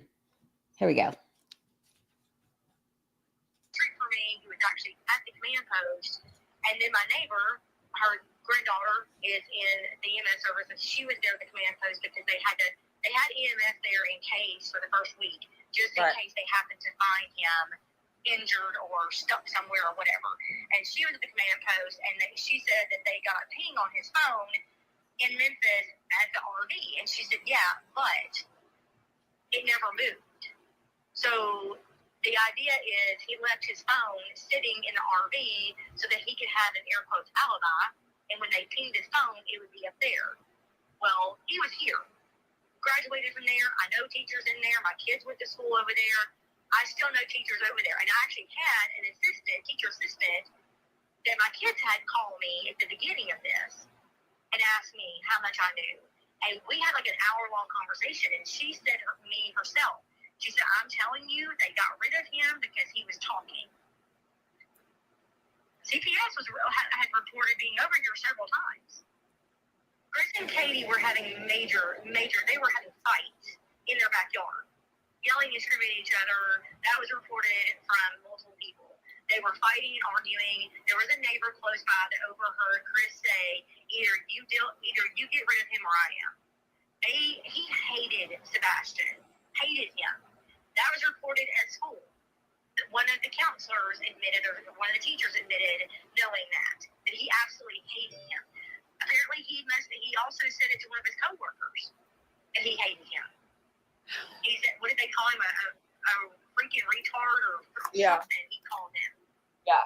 So I know Chris hated him, and I think that he was causing major issues in their marriage because Katie, being the mom, was trying to deal with all of his emotional issues. So there was not enough of a central. There was a central. So that's that's kind of the end of that part. So I mean, I think that gives you, multiple neighbors heard them fight. More than one source has said that he gave her an ultimatum: either you deal with him or I will. We also have heard, things that he had threatened to leave the marriage. And, I think that in itself is a motive, because I think that Katie become accustomed to the lifestyle that she was living. She was in a nice neighborhood, a nice home, and Sebastian had become a liability for her marriage, and she needed to get rid of him quickly. And I think that was my big question is, why didn't she just go ahead and give him to Seth and say, Seth, you've got to take him. This is what's going on, and be honest and say, this is what's going on, and I've got to get him out of the home as soon as possible. And that also leads to possible motive. Maybe Sebastian went to school and has said things going on in the home, said things that they didn't want CPS to know about. And there's lots of things there, I think, that we could unpack if we knew what were in those CPS reports and what. But we know that he went to school saying that Chris hated him, that he abused him, and all of that caused stress on the marriage, and it became a breaking point. And that's where I've kind of battled back and forth between trying to decide if it was something that happened in the heat of being angry, or if it was a planned out thing. And I go back to the evidence that we've been privy to, the weekend of fun and calling relatives and spaghetti pancakes and all of that. It was too calculated to do things that he loved. So to me, it shows that that was premeditated, and that the things that were the motives all kind of tie together. I also think that there could have been motive. That another factor was the court case with his daughter, and knowing that was coming up, and that the CPS reports could possibly be entered into that information to say, no, you can't have your child because you've got open, active CPS cases against you for your stepchild, and we can't give any father, custody that's going to have open CPS cases that aren't resolved. So that case was open up until the disappearance, and is still, as far as I know, open. Now, I do want to say one thing. We don't know. That's Bobby's, Right. We know Based what on Bobby Bobby said. Yes, Right. Based on what Bobby said. But we've also heard Tony say in interviews that there were 5 CPS reports. No, I was talking about what you were saying about talking at school and stuff. That's from Right, Bobby. We don't know that's the only source we have on that. Right. The only source we have is what she said, that she talked to people that worked at the school. Right. And we already played that video, so they heard that. I don't mind taking a source like that because that's a source we can vet. She's not an anonymous source. Right. We can size up the neighbor and think of what we think of her. And I think she's trying to tell the truth, even if maybe she gets a fact wrong here or there. I don't think she's trying to throw a monkey wrench into things. And I also think that that's why she's been attacked relentlessly by Team Proudfoot, and to send her a message to back off. And Hot Mess had a good point. Hot Mess says, "Oh, and remember in Megan's case, we were discussing how some people move.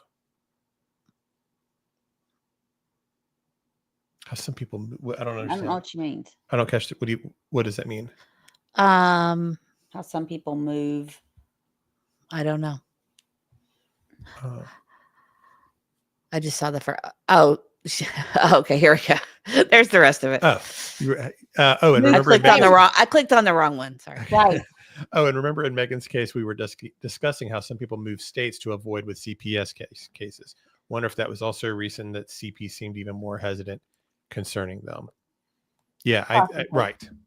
Yes. And so Auntie kind of got into the why and the why now. Okay. I think the why now is the upcoming hearing that they had about Faith.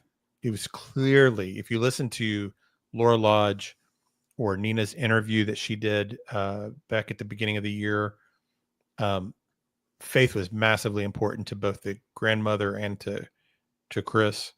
They really wanted her, and this whole thing was going to throw whatever was going on in those CPS reports was going to throw a monkey wrench into that. It was going to mess that all up. And so there was a little bit of urgency, and summertime getting Sebastian to Seth was not fast enough. And I think this is a situation because your Auntie was going over various motives really. But all these things kind of snowballed. And we know they wanted rid of him because we know they were having conversations with Seth in the fall and winter about sending him to a boarding school for like the really strict ones for like the really, really difficult children. They were looking at spending thousands of dollars to, send him off. So they already, we know they had that mindset. We need to get him out of this house. So it's not a huge stretch to think that motive wouldn't be part of their thinking there. Tony Mathis says that phone call was supposed to be private, but UA Crimson and Coke Tree recorded it. I do hate that part of it for her. I think that's awful when people do things like that. Mm-hmm. And that is actually something you kind of have to keep in mind is she's who she's talking to when she knows it's not supposed to be out there for public consumption.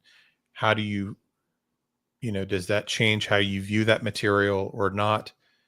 If you listen to that full hour or so, there are some edits in there too. So kind of listen for those. If you go back to evaluate it yourself, make sure that you're not being misled or something key is not being clipped out, because it's not one continuous phone call. They've clipped it at times. You can actually hear it in that one we played. There's a jump. Hot Mess says, remember CP told court that they were confirmed to not be suspects and cleared in the case with Nina after Sebastian disappeared. Yeah, there were some people that leaked those documents. So yeah. And more of the lies. And just real quick, we have 588 likes and 892 in chat. Wow, thank you very much. And we appreciate that. But I think if we could get to 700, Mr. E might let me play the machete video. Ooh, I don't that's not know. too far. No, I don't think that's too much. So if you haven't hit like, we would appreciate it if you did. And as far as what ultimately happened to Sebastian, the optimistic part of me wants to believe that they just wanted to get him out of the house, but didn't have the stomach to take his life. That would be the optimistic part. I've tried to think of these ideas. Maybe they got him out of the country. Maybe he's at a school, at a church, at some, something like that. Maybe they paid somebody to keep him in a cabin until he's 18 or something, had all those kind of thoughts. The problem with those is the cost. If they were balking at spending $3,000, $4,000 a month on a boarding school, just to get through till summer, then what would that cost? You're still spending money to get him out of the house, and you're taking on the risk of fraud, false statements to police. I don't even know what kind of crimes that would be that they'd be committing. It'd be a massive fraud against the county, and you'd be on the hook for the millions of dollars that they spent on the searching and all of that, right? And all the false reporting. Look at Megan Boswell's case. Yeah, and then Sebastian, right? The false report. You'd have there's a lot of risk there without. So it's hard to come up with the theory that makes sense that he's alive. I'm hopeful that there's something I'm not thinking of, but it really doesn't seem likely. And it's been a year. It's been almost a year, and we know the odds on this. The longer things go, the less likely that's the case, right? And Castle made a good point here. Castle says, "Mystery. Let's not forget what Dog said from day one. All the roads lead to Rome. In other words, all roads lead to home." I think that's what I think when Dog has said that, people act like they didn't understand what he meant. I always thought that meant that don't get confused by the distractions of this. The path to truth here is actually right in front of us. It's almost the Occam's razor kind of stuff. It's just the most somebody that walks in looks at this case on day one probably has the opinion that we took a year to arrive at. Actually, when they ran this story yesterday, I went and looked at the comment section under WSMV, I think it was, and it was a lot of like normal people, like not true crime people, and it was almost all. I think the mother probably has something to do with this. Yeah, I'm very suspicious of the mom. I think it has something to do with the stepdad. It was all like, and these are people you can tell that are not super knowledgeable about the case. They've seen some headlines, maybe a news clip or two. I mean, it's really kind of it's not as complicated in a way. Unfortunately, I think we've wanted to believe something different so that we have more hope that he ran away and all this kinds of things. But I think it's very likely that something terrible happened. And there are cases, a couple people have mentioned a couple cases where FDLS hid 3 children in Utah for 2 years for the father, and they were finally found the end of last year and returned to the mother. So it's possible. And it is possible. Yes, for sure. And somebody said, look at Rudy. He was hidden for years and boom, came back one day.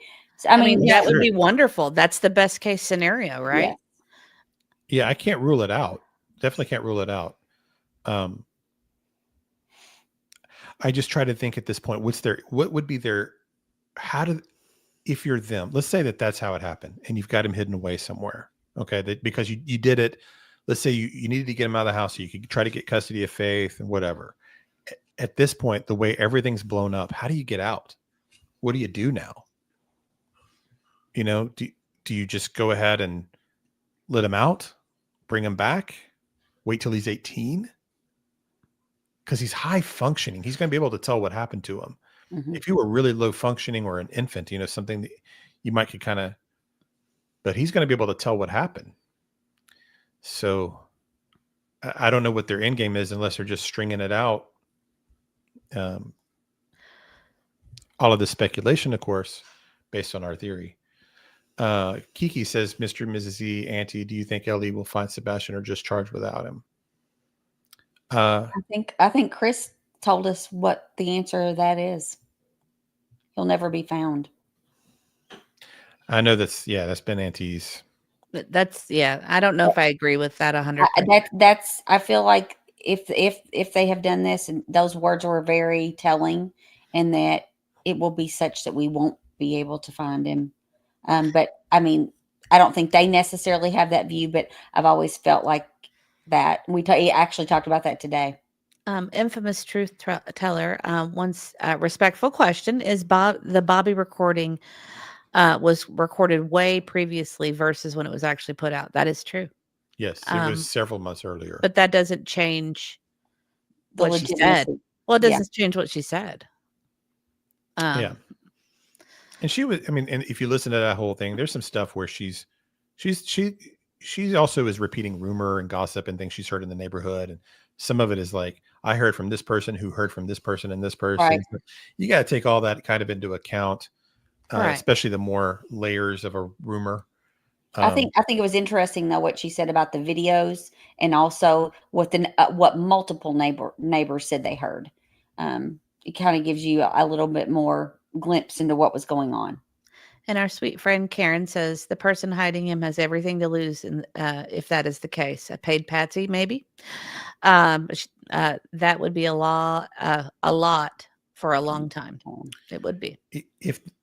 And that strategy almost could work if the case hadn't blown up like it has. Right. Because you could have him gone until he turned 18 and just show up one day. And it's not a big news story. And, years have passed and you just report to the sheriff's office one day, say, hey, our son made it home or something.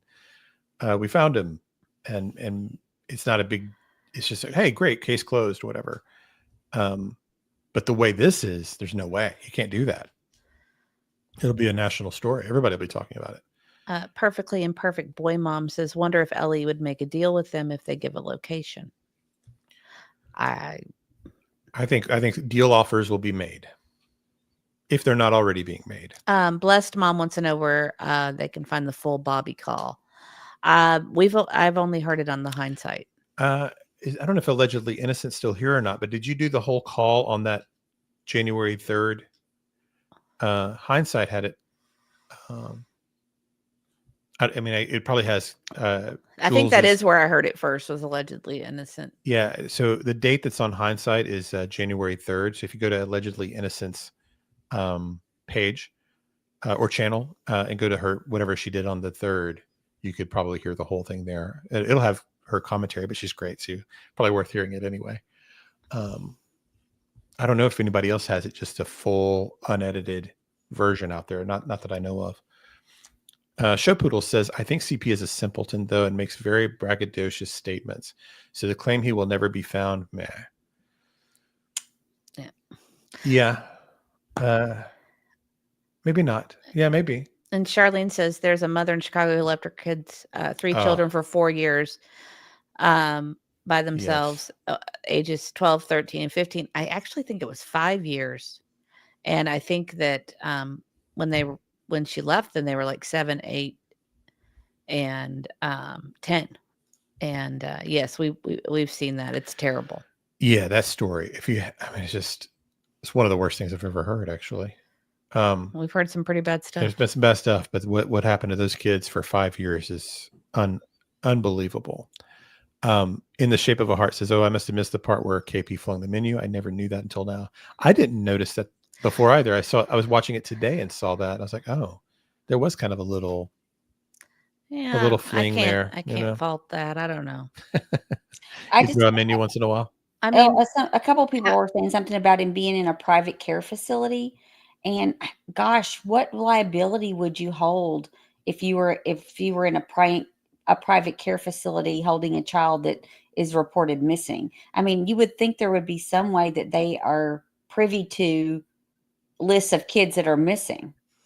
Here's my thing. So Carrie says, I still say Church of Scientology is involved. They've got the money for it. And so that I want to think that too. But my problem with it is they were already looking at stuff like that. And the bill was too high. The $3,000 and $4,000 and $5,000 a month bill was more than they could swing. They were in February. They only had to have them 3 more months. If it was a situation where they were like, look, we can't handle Sebastian. Seth, we're sending him to a boarding school for 3 months until you get him. We're out. We can't do it. What would he have done? He would have just had to deal with it, right? I mean, would Seth really have had any choice, or, I'm not sure. So I don't know. I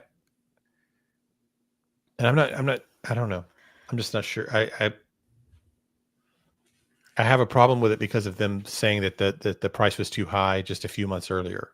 Right. And CB says, still haunted by CP saying, when this is over, everyone will be eating humble pie because you're not always right.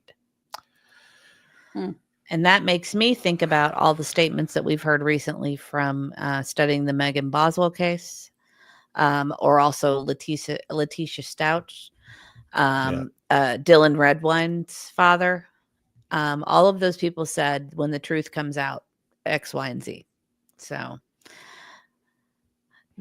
similar statements. Yeah. Made by the guilty. So yeah, possibly off the grid faith-based children's camp. They have done it for years, or possibly. I mean, I hope so. I really do hope it's something that would be the best. I mean, I feel like that we have gone through every scenario. We've even talked about, I don't want to say the word, ST, or I don't know what you're going for. Traff. Oh, yeah. Oh. Like sold off or whatever. Yes. And I feel like we've tried to fairly go through every possible scenario. And this is what we've. I didn't know there were any ties to Greg Locke. Yeah. So we were gone when this happened. When At Night put out the Tyler Feller thing. He's the one that has some ties to Greg Locke. Do you know what I'm talking about, Auntie? He's a true crime podcaster, but also a pastor at a church that they attend.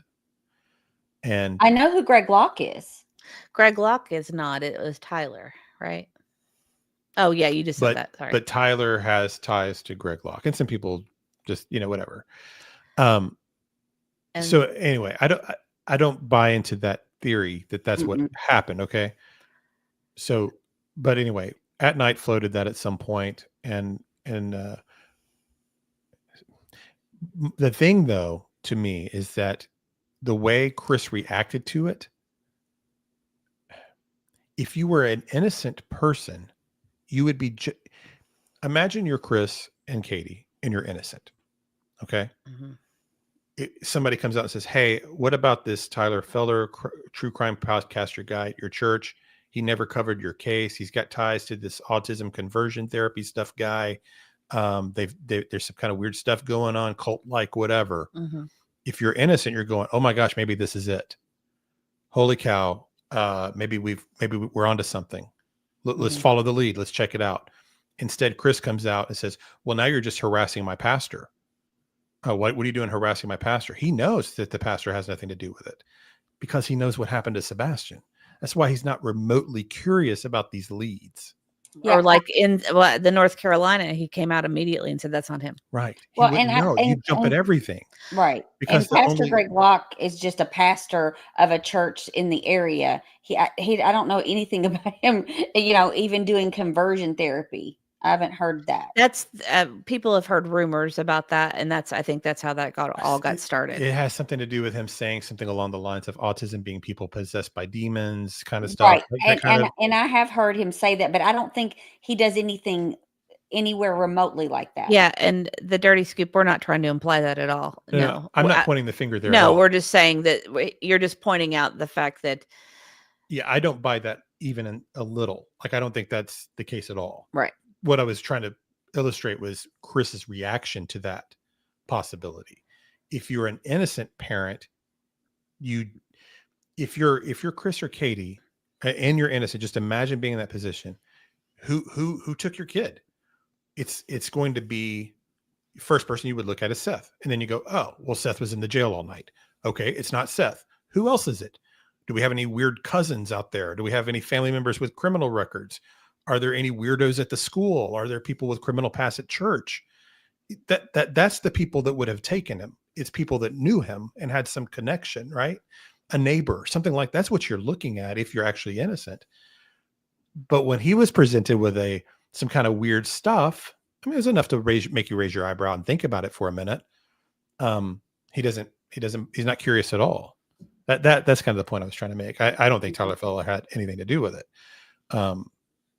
But And someone was asking about Bobby if she spoke to law enforcement. I think that she has reported things to law enforcement multiple times because she even said they weren't following up with her. But I believe that any statements that she's had, she has shared with law enforcement. Yes, she has claimed that she's talked to them a lot. And but see, the thing about that phone call, she didn't know that was going to get released. They held that for months. I doubt she even knew she was being recorded. But of course, that's legal in Tennessee. You can do that. And Tennessee Nurse says the Joe Clyde Daniels Act. Check it out. I actually was going to mention that, about Joe Clyde Daniels. That's a case to look at. And I went through that last night. I actually sent you some things that I read about it. I don't read your text. It was what convinced them. It was what the jury reported as to why they convicted. Did you want to read this? Oh, the law? Sure. Under a newly enacted Tennessee law, the possibility for parole is much more difficult for offenders who have obstructed or continue to obstruct the ability of law enforcement to recover the remains of the victim. The law stems from State versus Daniels, a homicide case in which a father was found guilty of second-degree murder, first-degree murder, and perpetration of a felony and other related charges on April 4th, 2018. Yeah, you don't have to do all that, but. So if so like, let's say somebody ends up being charged and found guilty of this, if they won't give up where the body is or what happened, then there's severe penalties for that. That's interesting. But you were wanting to look at gives you some leverage. What it took for them to convict him without having the body. The article I sent you yesterday tells you exactly why they made the decision they did. And thank you for that super chat. Yes, this is the Tennessee famous Nurse. quote. Enoch says, Letitia Stausch, when Gannon comes back, y'all all owe me an apology. Yeah, right. It's very similar. And he, even if he doesn't say that exactly all the time, he feels it. You can tell he wants to do it. Very indignant. Jules to Callie, 2 questions. Do you think a grand jury is meeting? Do you think someone will file a civil suit? I don't know about the grand jury. I think, I think there will be a variety of lawsuits after all of this. I mean, we've already got several happening now. I think there will be a variety of lawsuits and things happening from this over the next couple of years, actually. Thank you for your super chat. Yeah, I don't want to say, but I think there will be.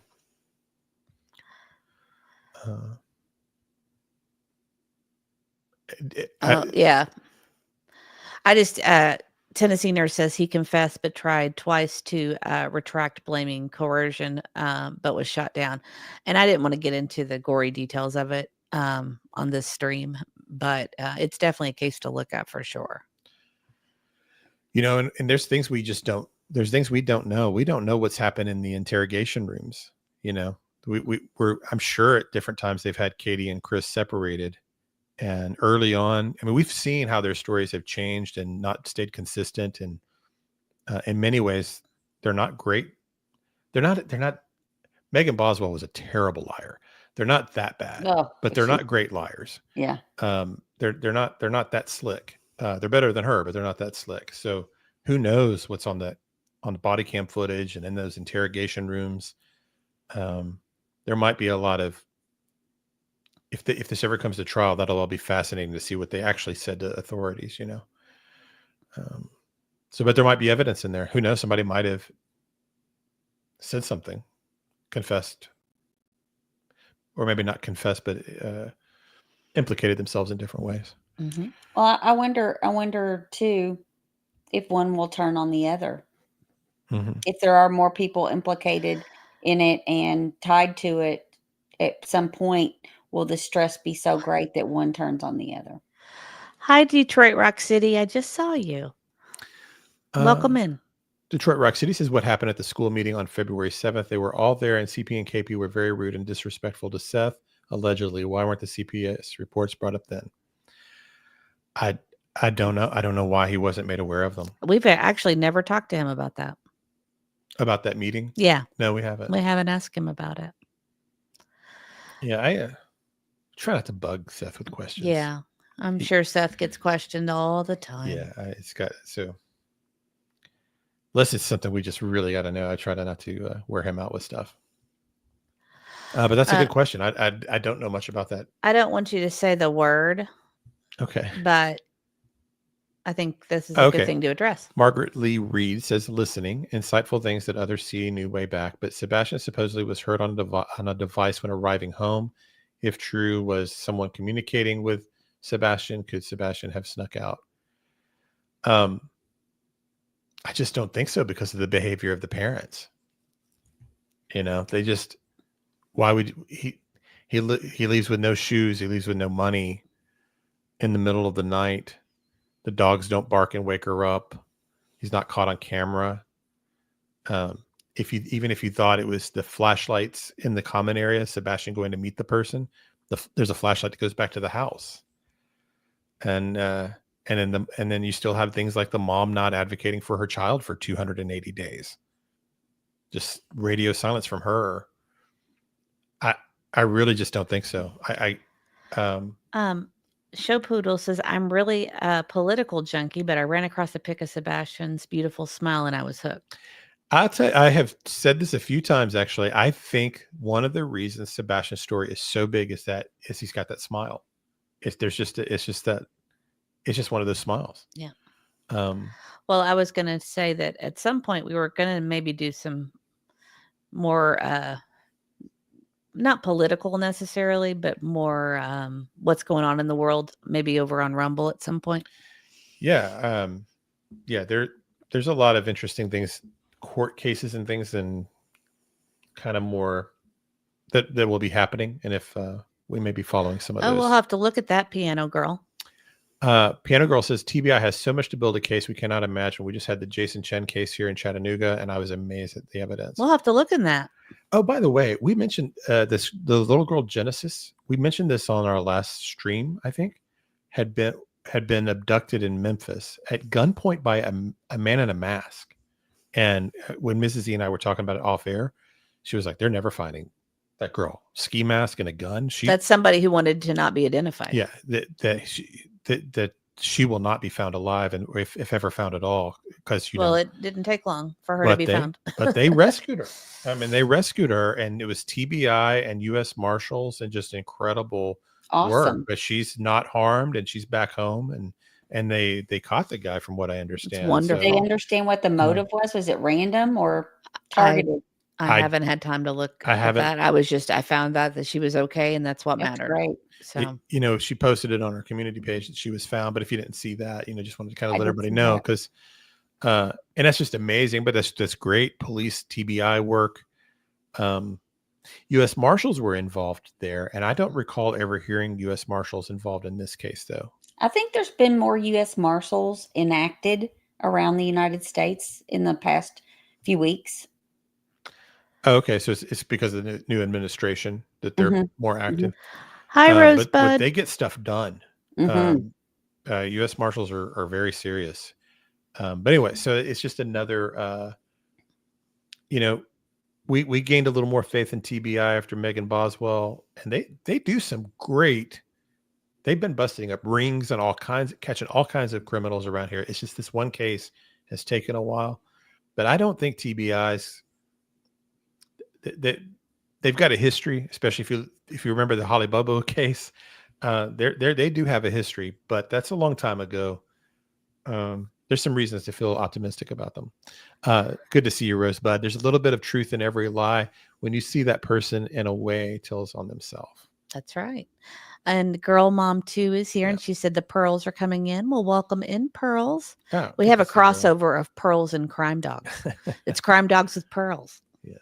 I'm way behind in chat, guys. Sorry. And then Brandy and Indy said, I also think detectives use the read technique on CP, and I wonder if he said anything off to them, allegedly. I don't know the read. I don't know what that is. Ooh, That's the what I was read going to ask. I technique. thought maybe you would know, Mr. E. I do not know, We'll have to look that but up. I'm pulling The it up read now. technique. Well, while we're doing that, guess what, guys? We hit 700. So if you ask Mr. E nicely, he might let us play the machete We can video. do it. I've been weak on this lately. You have been. We've got 945 in that's watching right now. Spooky wife Amy just gifted 5 memberships. Oh my goodness. Thank you so Thank much. you, Spooky Wife. Appreciate that. Oh my goodness. Thank you so much. Well, how about I play machete first? And well, everyone's saying, please, please, please. I will play machete first. Did you read what it was, Mr. E? Yeah, high Yeah. pressure form of interrogation that often leads to confessions, but can also lead to false confessions. Uses coercion and deception to elicit confessions. Yeah, there's a lot of those that happen out there. Yeah, some I mean, and they do get sometimes false confessions, so it's not really great. And if you received a gifted membership from Spooky Wife Amy, please tell her thank you. That's very sweet. I don't think I'm quite at waterboarding yet. Tabe. I get it. I see what you're saying. It's funny though. I haven't gotten it ready yet. Okay. Step away. All for right. 1 second. Well, All if right. for the pearls that are here that just came over, just want to let you know tonight we basically laid out our theory as to what happens. If you want to go back and watch the replay at some point, I think you'll find it interesting. We've kind of held off on saying this for a while, but that's our we basically laid out our whole theory of our working theory of what we believe has happened here in the case. All right. But yeah, let's do the machete thing. All right. She also said she was going to bring a machete. Karate. Machete. Karate. Machete. Karate. Machete. Karate. Oh, I have to take the banner off. It cut his face off. Okay, we'll do it right. Do it right. this Oh, time. sorry. I'll do it right now. She also said she was going to bring a machete. Karate. Machete. Karate. Machete. Karate. Machete. Karate. She also said she was going to bring a machete. Karate. Okay. Hold on. She also said she was going to bring a machete. Karate. Machete. Karate. Machete. Karate. Machete. Karate. Side eye's the best. And then I want to do the thank you song. And we just had a member from D. Marie. Thank you so much, D. Marie. Thank you, D. Marie. I've got a few I swear, I songs don't to think play. we've ever had a night with this many members. I know. Thank join. you guys so much. But, we feel honored. I appreciate that very much. Let me do one at a time. We feel so blessed. Crime Dog memberships are the best. Thank you. What a gift. What a gift. What a gift. Thank you. Thanks. So generous. So kind. So wonderful. You make our heart shine. Thank you. We feel so blessed. Crime Dog memberships are the best. Thank you. Thank you. Thank you. We feel so blessed. Crime Dog memberships are the best.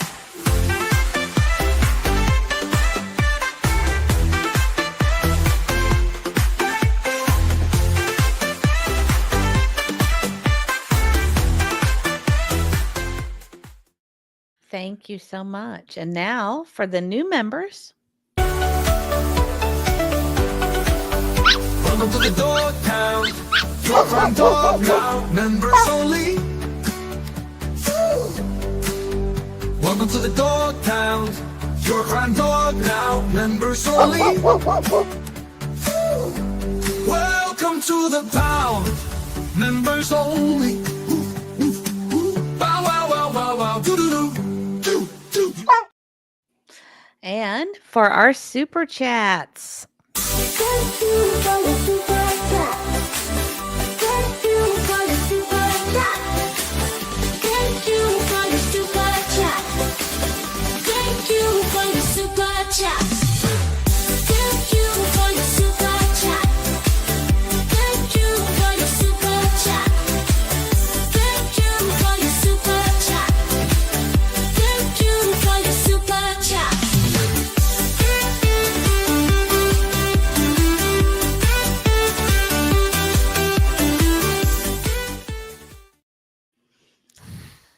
There's a lot of songs to play there, but we do appreciate all of that. oh my We gosh, lost about 40, show 50 poodles people. just did it again. We lost like 40 or 50 people, though. I think they're getting tired of the songs.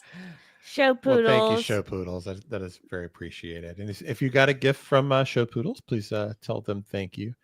That is Um, so kind of you. Thank you so much. I Can we- won't put everybody through the video again.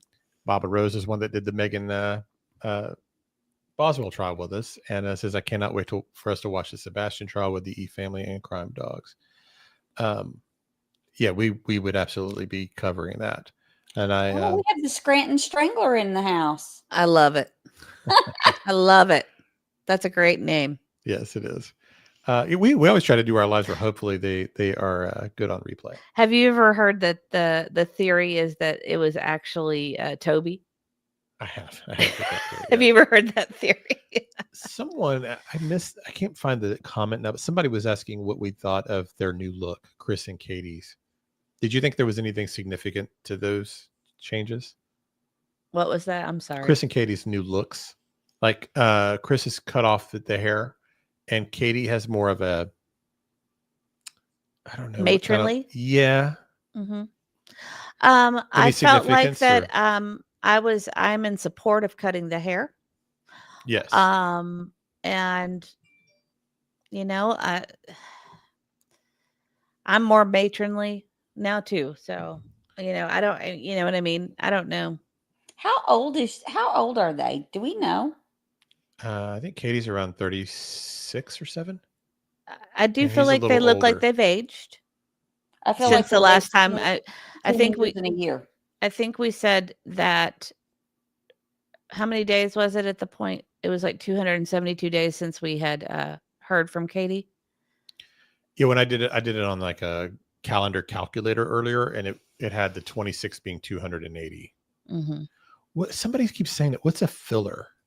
That means like Botox filler, you know, like they've had like the filler. Oh, okay. Oh, okay.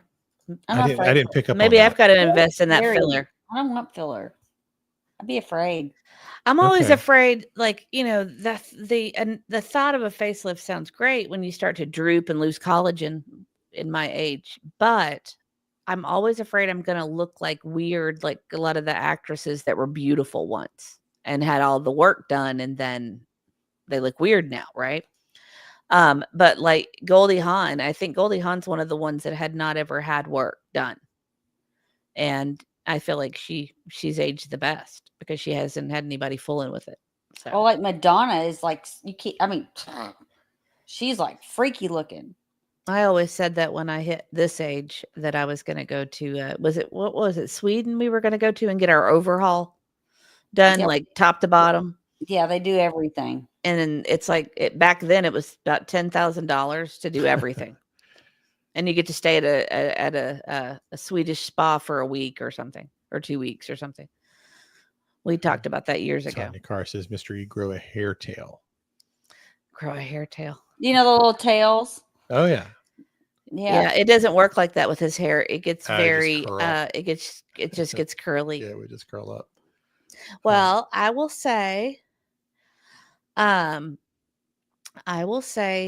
I think that we did a good job presenting our theory, and I am anxious to go over and watch the Ted Bundy thing with Josh. Yes. So we'll have to catch up and put it on double speed to get caught up with it. But Yep. yeah, that'll be good. So if you, I know some of you if the lab is awesome, and Gary Bricado is going to go over some Ted Bundy stuff tonight, so that'll be great. So, of course, there's tons of great creators out here.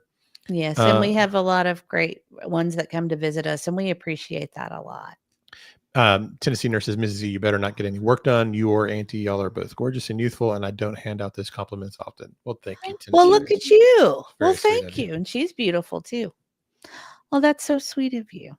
But I've inherited my dad's forehead, and I have deep lines in my future, deeper than I already have. I know you don't, but you have an unusually small forehead. I know, I have a weird head. You don't, and you don't have the right nose. I mean, I don't know who you are. Your nose is tiny. One of my kids inherited your nose, your tiny nose. I don't know. You're a freak of nature. You don't. Kiki, he's doing pretty well. So we're this particular round of treatment, we are now over the halfway mark before this. So we're just, kind of getting there on different things, but he's doing okay. There's stuff, there's ups and downs. But everything's going as well as it could as be. it can be. None of it's perfect, but it's okay. We're doing okay. And we, of course, appreciate the prayers. I saw the orange hearts, and we always appreciate seeing that. The orange hearts make me cry. Yeah, I know. It always, but in a good way, because we love you guys. It's always heartwarming because we know you're thinking of us, so we appreciate when we see them. If for this week, we will likely be back either on the 25th or the 26th. We'll see. It's going to be a busy week. I not present it. I meant to do this real quick before we go. About the vigil. Yes, I meant to do that, and I did not do it. This beautiful flyer. Let me see. I'm so bad at this. I think it shows it pretty well though. You want to read it real quick? Sure. Candlelight prayer vigil in honor of Sebastian Rogers. Please join us as we ask for prayers and strength for Sebastian Wayne Drake Rogers, his loved ones, and law enforcement in Sumner County. As we move toward the 1-year anniversary, we need all the strength, prayers, and unity we can get. Saturday, March 1st, 2025 at 2 p.m. Celebration of Life Church, 768 Forest Retreat Road, Hendersonville, Tennessee, 37075. And I think there's going to be, of all the vigils, maybe more at this particular one than any so far. If you can be there, that's great. Nearly everyone usually wears green. So if you do come and you think of it, wear green, but they'll have green ribbons and stuff like that and bracelets. I'm sure they always have stuff like that for people. And it's a great way to kind of connect with folks that have been following the case. You'll meet people that have, that are in the chat that you see, and connect with all folks that have been the volunteers and Seth and everyone that's been working so hard to try to find some answers for him. And I forgot to say hi to Grandma Chachi. She's been with us since month 1. Yeah, Grandma Chachi's awesome too. So, so that'll be. Carrie Somebody asked if it will be streamed. I don't know. I don't think so. I don't think so. I'm 45 with plenty of lines and a big nose. Maybe I'm your sister. Maybe. And I think with like YouTubers being there, we're not streaming it and doing that kind of stuff. Yeah, I mean, I might take some footage, but it won't. I will not be streaming it live. I just out of respect. So yeah, and I won't be doing that. I think any recording like that'll just be if Seth wants something recorded, it'll be kind of that way, Real Me Too's packing. She's getting ready to come up here. Oh, okay. All right. Good. Oh, well, good. I didn't know if you were coming or not. She's my vigil buddy. I know. Well, I didn't know. I hadn't heard 100% if you were coming or not. So it'll be good to see Real Me Too again. Yeah. Cajun says no live streaming. Yeah. I figured probably not. They usually don't. So I think gosh, that's good, Marsha, my chopped liver. What?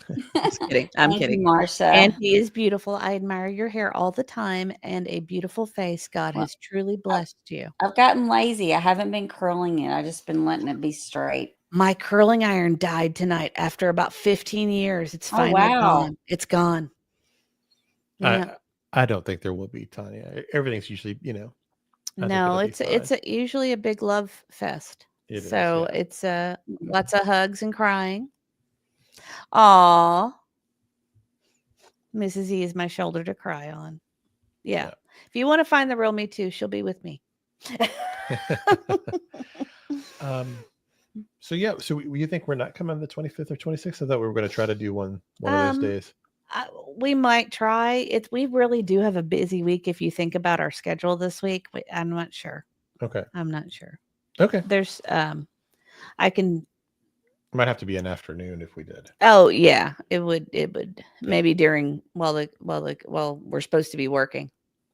Right. I don't know. Shitzy Mom says, "Would the vigil be outside?" It's at a church. I just don't know if it's going to be like. It's going to be in church. They've been well. We had the option at the first one to go inside or out, but most people hung outside.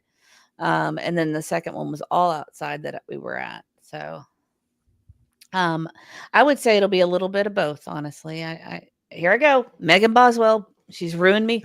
She's ruined me. I cannot. It's hard to get out of the habit. She said it so much. Yeah. We heard it a million times. I know. I pick it up. Okay. I can't help it. So a few people in the chat have said that the church is live streaming it. Oh, well, if the church is live streaming it, then good for them. So, okay, well, cool. Well, that'd be great for everyone that can't go. May get a chance to watch it. Oh, Nanny Nut says, yes, a threat done been made that there will be streaming. Oh. A threat? A threat? I don't see it. Oh, yeah, a threat. Oh, well. If they do, they'll just be asked to leave. I will. Minnie Panther says, would it be possible for you to grab me a Sebastian bracelet and I would pay you for it and the shipping, please? I will see what's available. And if we are able to get some stuff to send to you guys, we will definitely do that. We'll report that we were able to do that. And then we'll go from there. Okay. Well, thank you very much, everybody. We appreciate you all being here. If you're joining us on the replay later, if you disagree with our theory or agree or have other thoughts about it, we'd like to hear it. That's just kind of our, if we had a leading theory, that's our leading one. There are other possibilities, of course, but that's what we're kind of working with now. And it seemed like for the most part, I think everyone here was sort of in the same wavelength, right? Mm-hmm. I didn't see a lot of disagreement on it. There's a few folks that you're kind of thinking maybe something else happened, but I think we're pretty close. Well, let's let everybody get going so they can go watch our friends. Yes, I yes. believe Brittany's probably on, and I believe depending on what you're wanting, and Josh is doing the Bundy thing, which I'm anxious to go see. So great. Well, thank you so much, everybody. We appreciate you all being here, and thank you, Auntie, for joining us. And we'll see you all soon. I'm not quite ready. Bye, everybody. Now I'm ready.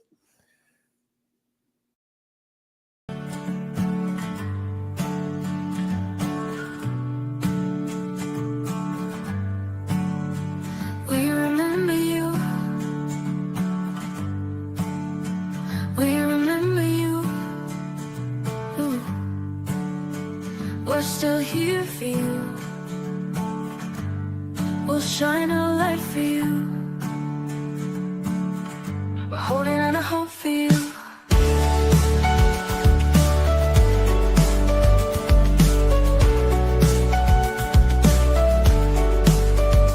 We remember you.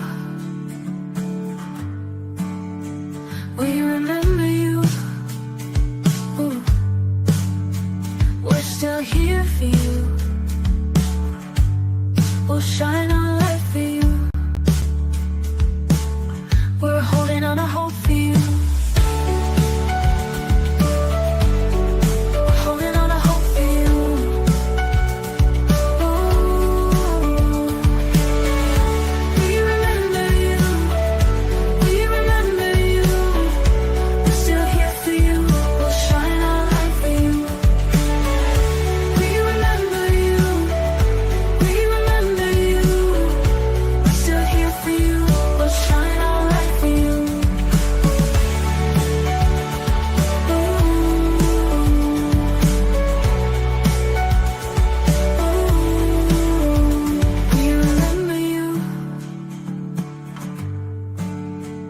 We